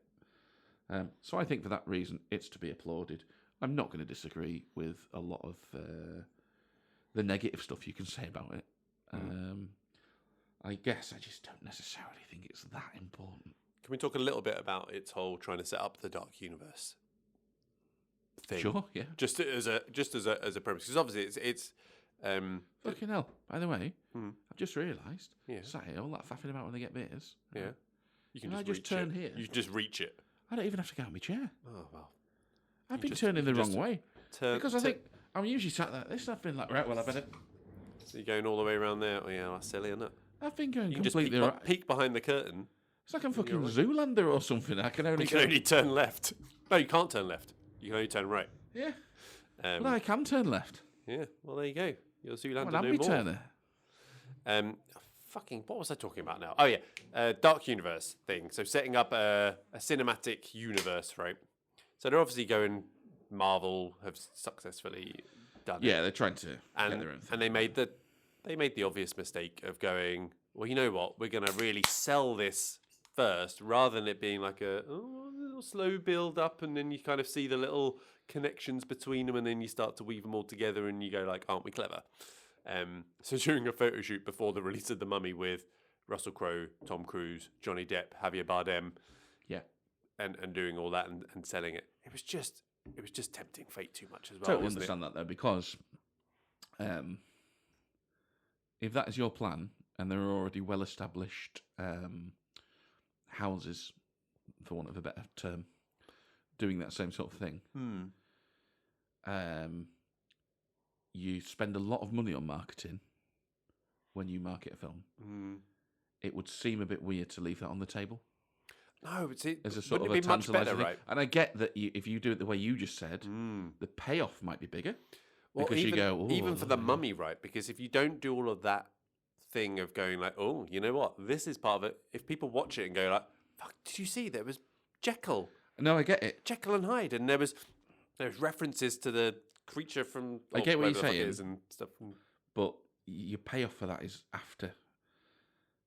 And when you're marketing, Yeah. that's before. That's long before. Yeah, but you've got in some Tom Cruise cases. in a movie. You don't need the before. Yeah, and that's a fair enough way of looking at it as well. But again, I think if you are marketing, there's still a thing where somebody goes, "Do you know what we've got this card we could play? Should we play it?" And someone is going to go, "We don't need to play it because we've got Tom Cruise, and actually, if we don't play it, it might be better." But somebody else has gone, "Yeah, but we could play it, couldn't we?" And they've gone, "Yeah." And they go, well, then we should, because marketing costs a fuck ton, and this has got some inbuilt cachet if we play this card, because there's already these established models going. So I understand why they did it. Don't disagree. It's not. The risk is high, Yeah. and like you say, you miss out on the payoff. But yeah, I do understand why they've done it. And it generally could have been really good, right? As well. That's the thing. Like you could have done this, and you could have continued. As you say, they've done a couple of semi-interesting bits. Yeah, I'm still not there's some entirely sure threads. where they're going with the cruise, like where they were planning to go with the cruise thing. Yeah, I agree with that. Where would they have taken his character? Yeah, 'cause what is so he they've now? introduced the sort of league of like this organisation Yeah, that's the looking after all those things. Perigium? Yeah, What yeah. is it? So that makes sense, quote unquote, makes sense. Yeah. But yeah, no, agreed. So he's almost like What is he? A living god. Yeah, but the way he was framing it was like, we've got adventures to have, and I guess they're going, we've got wrongs to right, sort of thing, because I've got all this power. Yeah. But like, well, yeah, but who are you? Like, and what are you going to pick? Exactly, that wasn't Stop clear, the Second right? World War? No, you're just going to bring that bint back You're from in the a film dead. called The Mummy, right? Your film called The Mummy. He doesn't become the mummy. You know what I mean? Like, what is he? Who is he? What is he? Like, yeah, at this point, he's not the mummy. Yeah, yeah. It doesn't make like. It should be. He's becoming something that is recognizable. Then is. Yeah. Then, No, like, I agree. The quotes, Yeah, I think. I agree. So it's very odd. Like, I would have been interested to see where they'd taken it, because I was just like. I mean, I don't know enough about all those sort of horror stories. Maybe there is a character where you go, oh no, he's going to be him. I don't know. Yeah, they become. I don't know. Yeah, no, don't disagree, but I do understand why they made the decision. Did make some money, this film. Not a lot, but it did make some money. Budget was 125, which is fairly sizable. So it's interesting what their expectations were for it then. If it did make money and they had all this set up, I think it made 400. So I mean, how much they spent on marketing? You've got marketing. I read a few things that said it may between sort of 50 to 100 million after you do the marketing. And you think if they've got all the other stuff all kind of ready to go, and the thing is, I think they thought this is if the opener is only making this, and you're maybe going to get, but it's surely meant to build. That's the whole point of it, right? Or you have, but they're trying to shortcut it, aren't they? But you have lower budget versions of other things that feed into it as well. But well. They clearly didn't want the lower budget version because they went hard after. Well, we'll get Tom Cruise. No, I mean like other movies that are of a lower budget. No, that's what I mean. So they've obviously said for our universe, this is going to be star power, high budget. Yeah. Well, yeah, you got Crow. We're going Cruise, after Crow Cruise. You got Bardem. Yeah. Yeah, and then when that doesn't pay off immediately, they've then gone, okay, we could go lower budget. But that's not what we envisaged, so let's not do it at all. I guess that's what they've done. Yeah, it's a shame. Well, is it a shame? Because there's already enough of this shit kicking about. Yeah, I suppose. You got anything else on the old plot? Nope. Okay.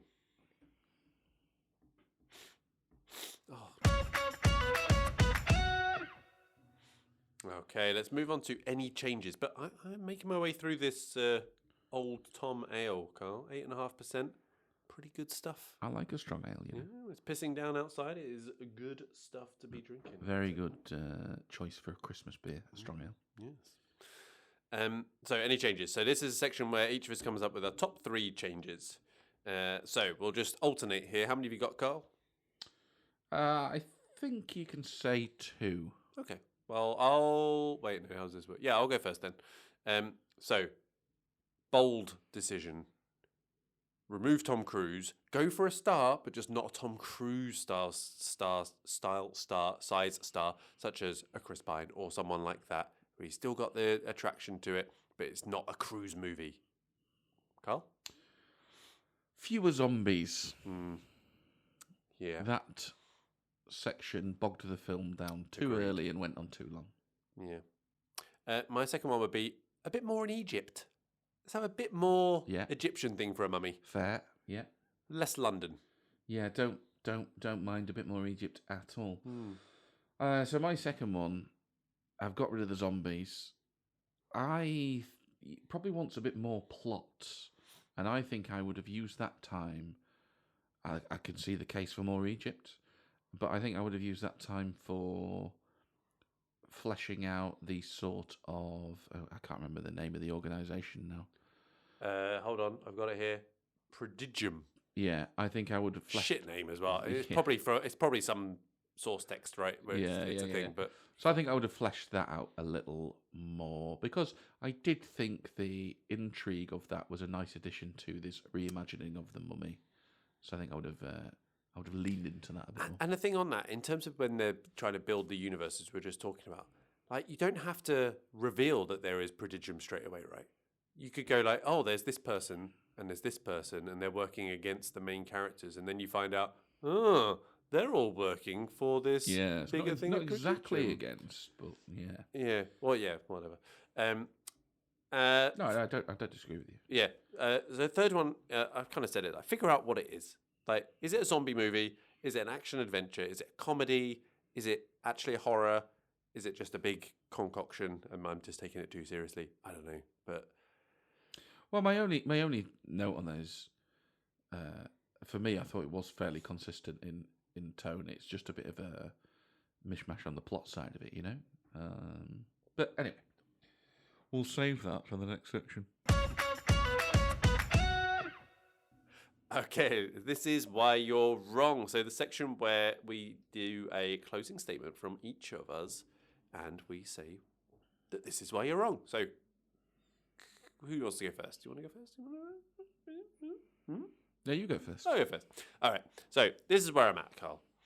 This is not a good film. You kind of already said, you agreed with me on that in terms of it's not a brilliantly made film. It's not why we're here. No.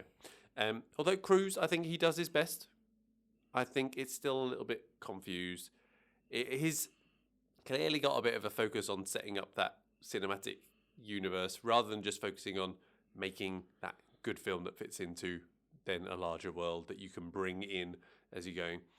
For me, Prodigium is S.H.I.E.L.D., Jekyll is Nick Fury, I guess Tom Cruise is Iron Man. Carl doesn't know what the fuck I'm talking about. But I think basically my lack of being able to remember a single fucking thing about this movie tells its own story. I couldn't remember the plot. I couldn't remember any lines. I couldn't even remember the ending of it. Literally a week after, I had to watch clips on YouTube. Not for me, Clive. Carl? Well, it's just a daft laugh, isn't it? And we've had, cracking on for 2 hours worth of fun chatting about it. And that's all the film needs to be. You're rounding up there. Well, not by much, mate. Yeah, and that's all the film needs to be. And when you were upstairs, penis in hand, you did say, "Oh, I think I'm coming around to this." So. No, I didn't say. I said you're trying to convince me that I'm wrong, and I'm not. You're in the minority, goddammit. What's being in the minority got to do with being wrong? All right. I don't get it. That's it. That's a fallacy right there. No, look, it's not a great film. Of course, it's not. I think it is fun. I'm fairly happy with where it is tonally. It doesn't need to stay with you. Yeah, chill out, mate. The one thing I'll say, right, is that I think people have gone after this movie pretty heavily. Oh, it's silly. This will come to in the ratings. Yeah. It's not good enough to be that upset about. Do you know what I mean? Yeah, and I think when we come to the ratings, I'm not a million miles off where they're coming from, but it's not like if you look at the average rating compared to some of the things we've talked about in the past, like it is crazy. It's not worth getting upset about, you know. So has your needle been moved, Carl? Have I managed to convince you that it's not good enough to even be just for fun? No, I still quite like it. Yeah. Big TC, isn't it? Big TC, indeed. I don't know. I don't think so. I don't think so. Oh, it's a quiver. I don't think it is. I don't think it's a quiver. I think just saying, it's just a bit of fun. Just go with it. It's a pretty weak defense. I'm not trying to defend the film. No, I know, but in terms of the whole point of this podcast is to try and convince the other person that they're wrong. But you don't like it. I think I'm with you, good lady wife. Sit down, chill out. She didn't say any of this. Stop it. She'll start going like, I did say that. Yeah, exactly. Yeah, she's gonna be sat there going, All right, no needle moves today. Sorry.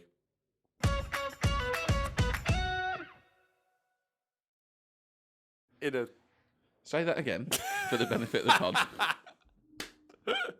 Right, so peek behind the curtain. No. Just what did you just say to me? I'm quite athletic.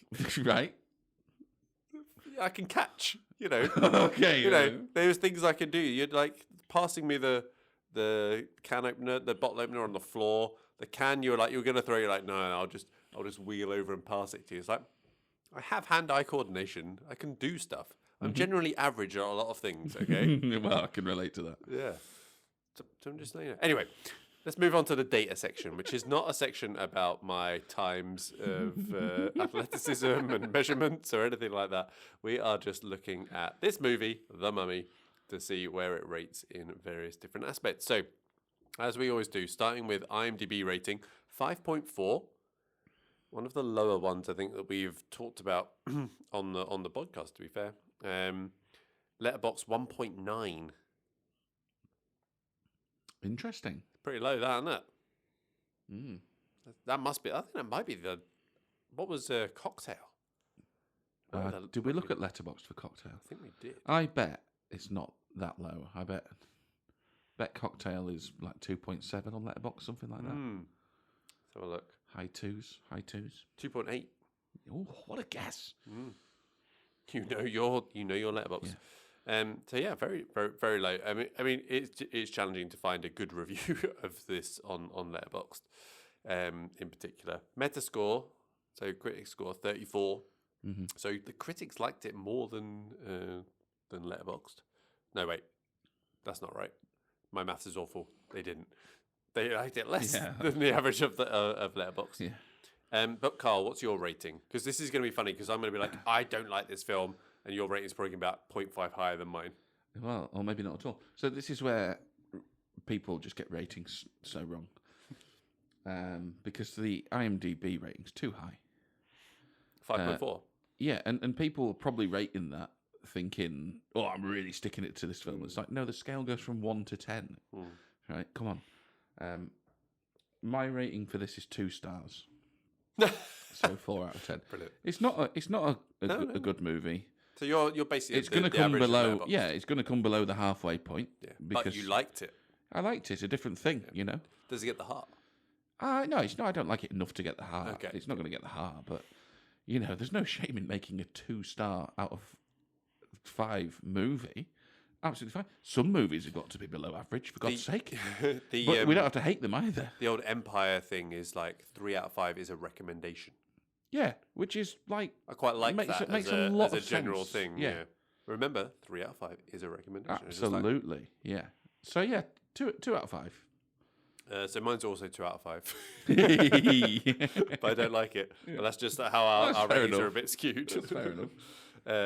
Okay, so nominations. You'll be surprised to know, Carl. Didn't get any. It did get nominations for the I will be surprised to know. for the Razzies Oh yeah, fair enough. 2018. So quite a few actually. So it got the So Rotten You Loved It nominee. There we go. I'm there. Lost out to Baywatch. No, I've got to say I don't like this because it's shit. That's not me. Worst actor, Tom Cruise won. No. Yeah.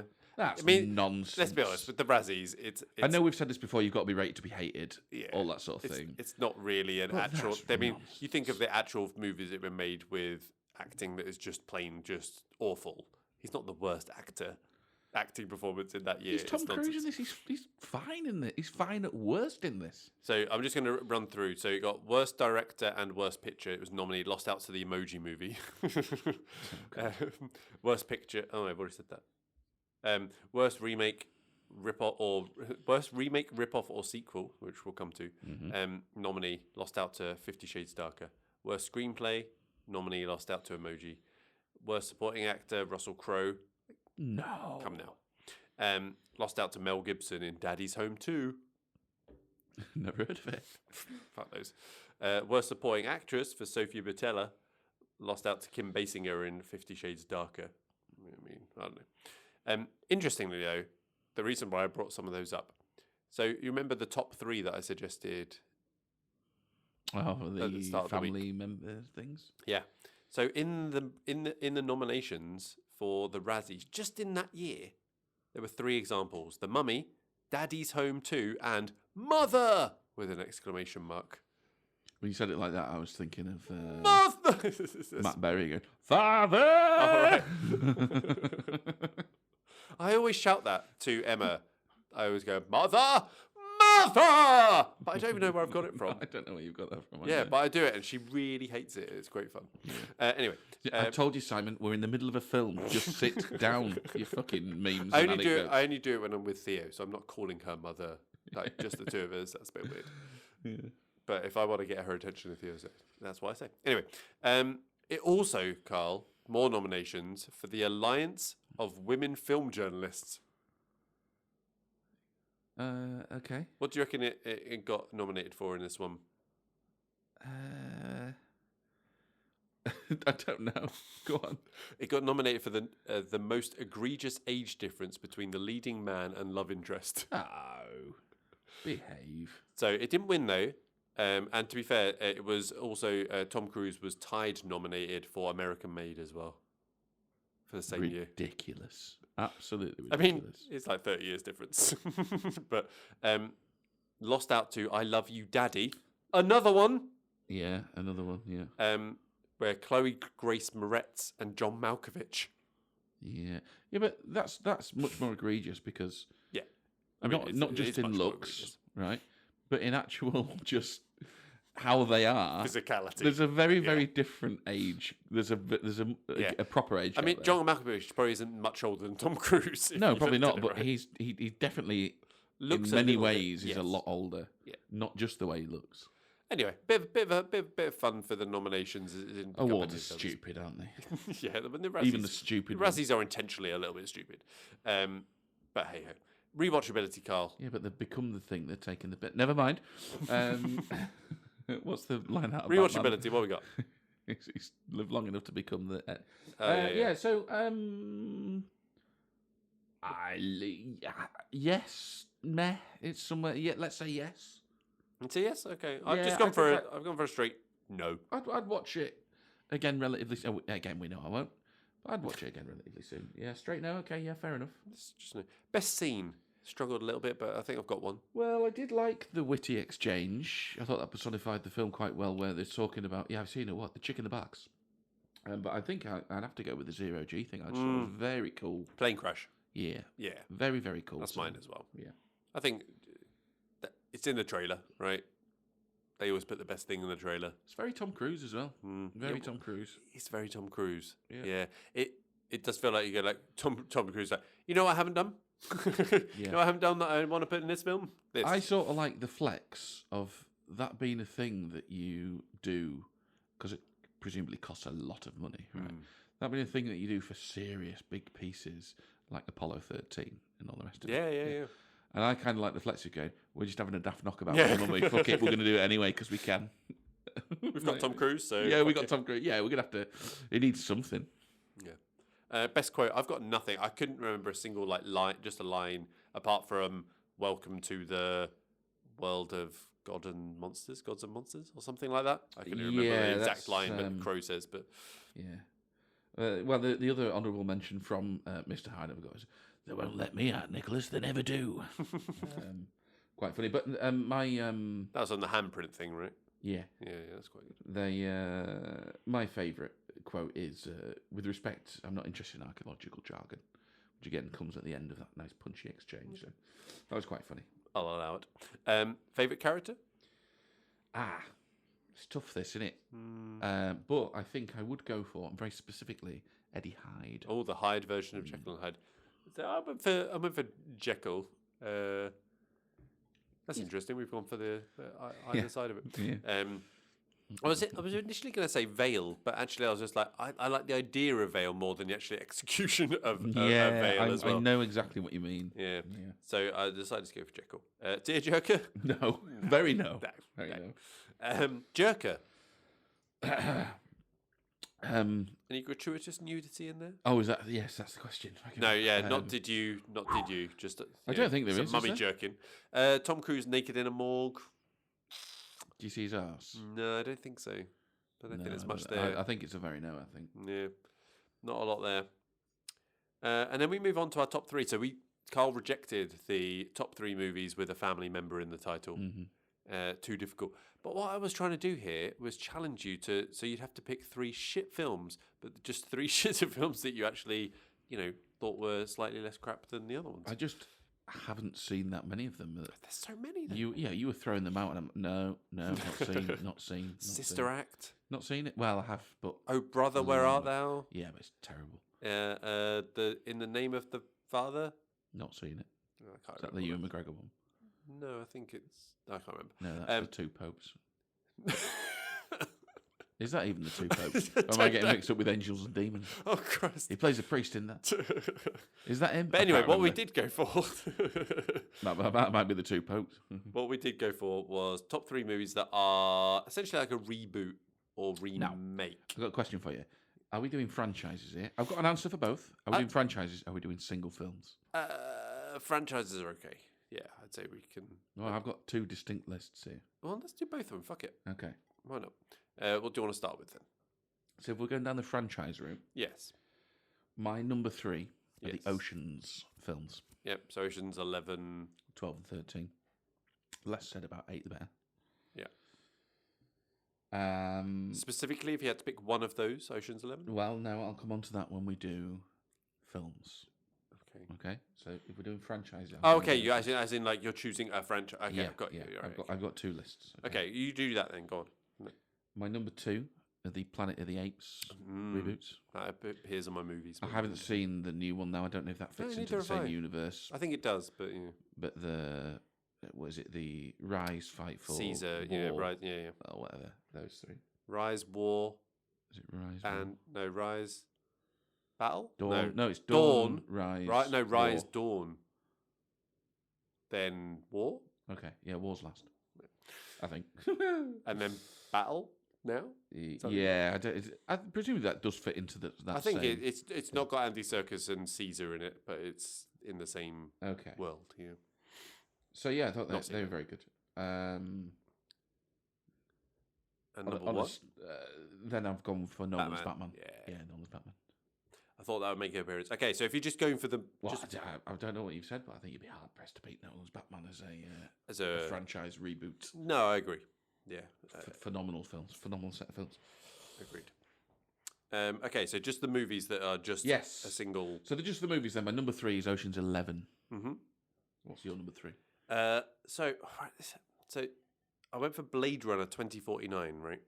So technically it's a sequel, but it's so far afterwards, it's almost like it's like a... that sort of reimagining, it's like a rebooting thing of it that much later. So I went for Blade Runner 2049. Ocean's 11 did make the long list. It didn't make it quite up there. Number 2, Carl. Number 2 is a Batman film, right? And there is only one Batman film on my list. Because although that is, for me, as a franchise, the best reboot I can think of, I do have a favourite of these 3, and I do have... I love the Ocean's 11. I guess the reboot would be the first one. I love Ocean's 11. It's great. And I do have a film that I like more than any of these as a reboot. So yeah, it is Batman Begins. That's my favourite. Again, made my lot. It was number 4 on my list. Favourite of that trilogy. So I went for Rise of the Planet of the Apes, and mainly because that was such a nice surprise, that movie. Like, I did not expect that to be quite as... Well, we need to know now if this is the second or the third, don't we? I think it's the first one. I might have got it wrong, but I'm pretty sure Rise of the Planet of the Apes was the first one. Yes, another origin story. Do you know what? If I was to pick one, I'd agree with you. I'm a sucker for an origin story anyway, and I did really enjoy that film. I'm second guessing myself now that Rise was 2011, Rise of the Planet of the Apes. And is it the first one? I don't know. In that series, then? It is. Okay, good. Okay, just a second guessing myself there. And number 1, Carl. My number 1, not something that's come up yet when I did my franchise list. My number 1 is Casino Royale. Mine too. Yeah. And we will be talking about that in a couple of weeks. It's one of my favourite Bond films, but it is just such a fantastic reimagining 100% of Bond, and considering how much shit it got as well, which I think we'll obviously talk about that when we talk about all the Bonds and things with Daniel Craig being cast and stuff, and Blonde not Bond and all that. Yes, it's amazing. Great. Yeah, I love that movie, and that's my number 1 as well. You got anything else for us, Carl? Nope. Alrighty, then that is all we've got. So if we did move the needle for you, or even if we didn't, please do rate us, follow, subscribe wherever you are listening, and leave us a 5-star review on any and all platforms. It really does whisper in the ear of the algorithm and get us out there to a larger, more attentive audience. Our Twitter and Instagram is MTN Movie Pod, and you can also find our page on Facebook. All the details can be found in the show description, We've also got our YouTube channel, which is at Movie the Needle, and we're also getting our TikTok on at movie.the.needle. So from me and Carl, it's goodbye. Goodbye. I'm off to rewatch the 1999 Mummy so I can forget all about this shitty version. Oh, wait, no, I did already forget all about it already.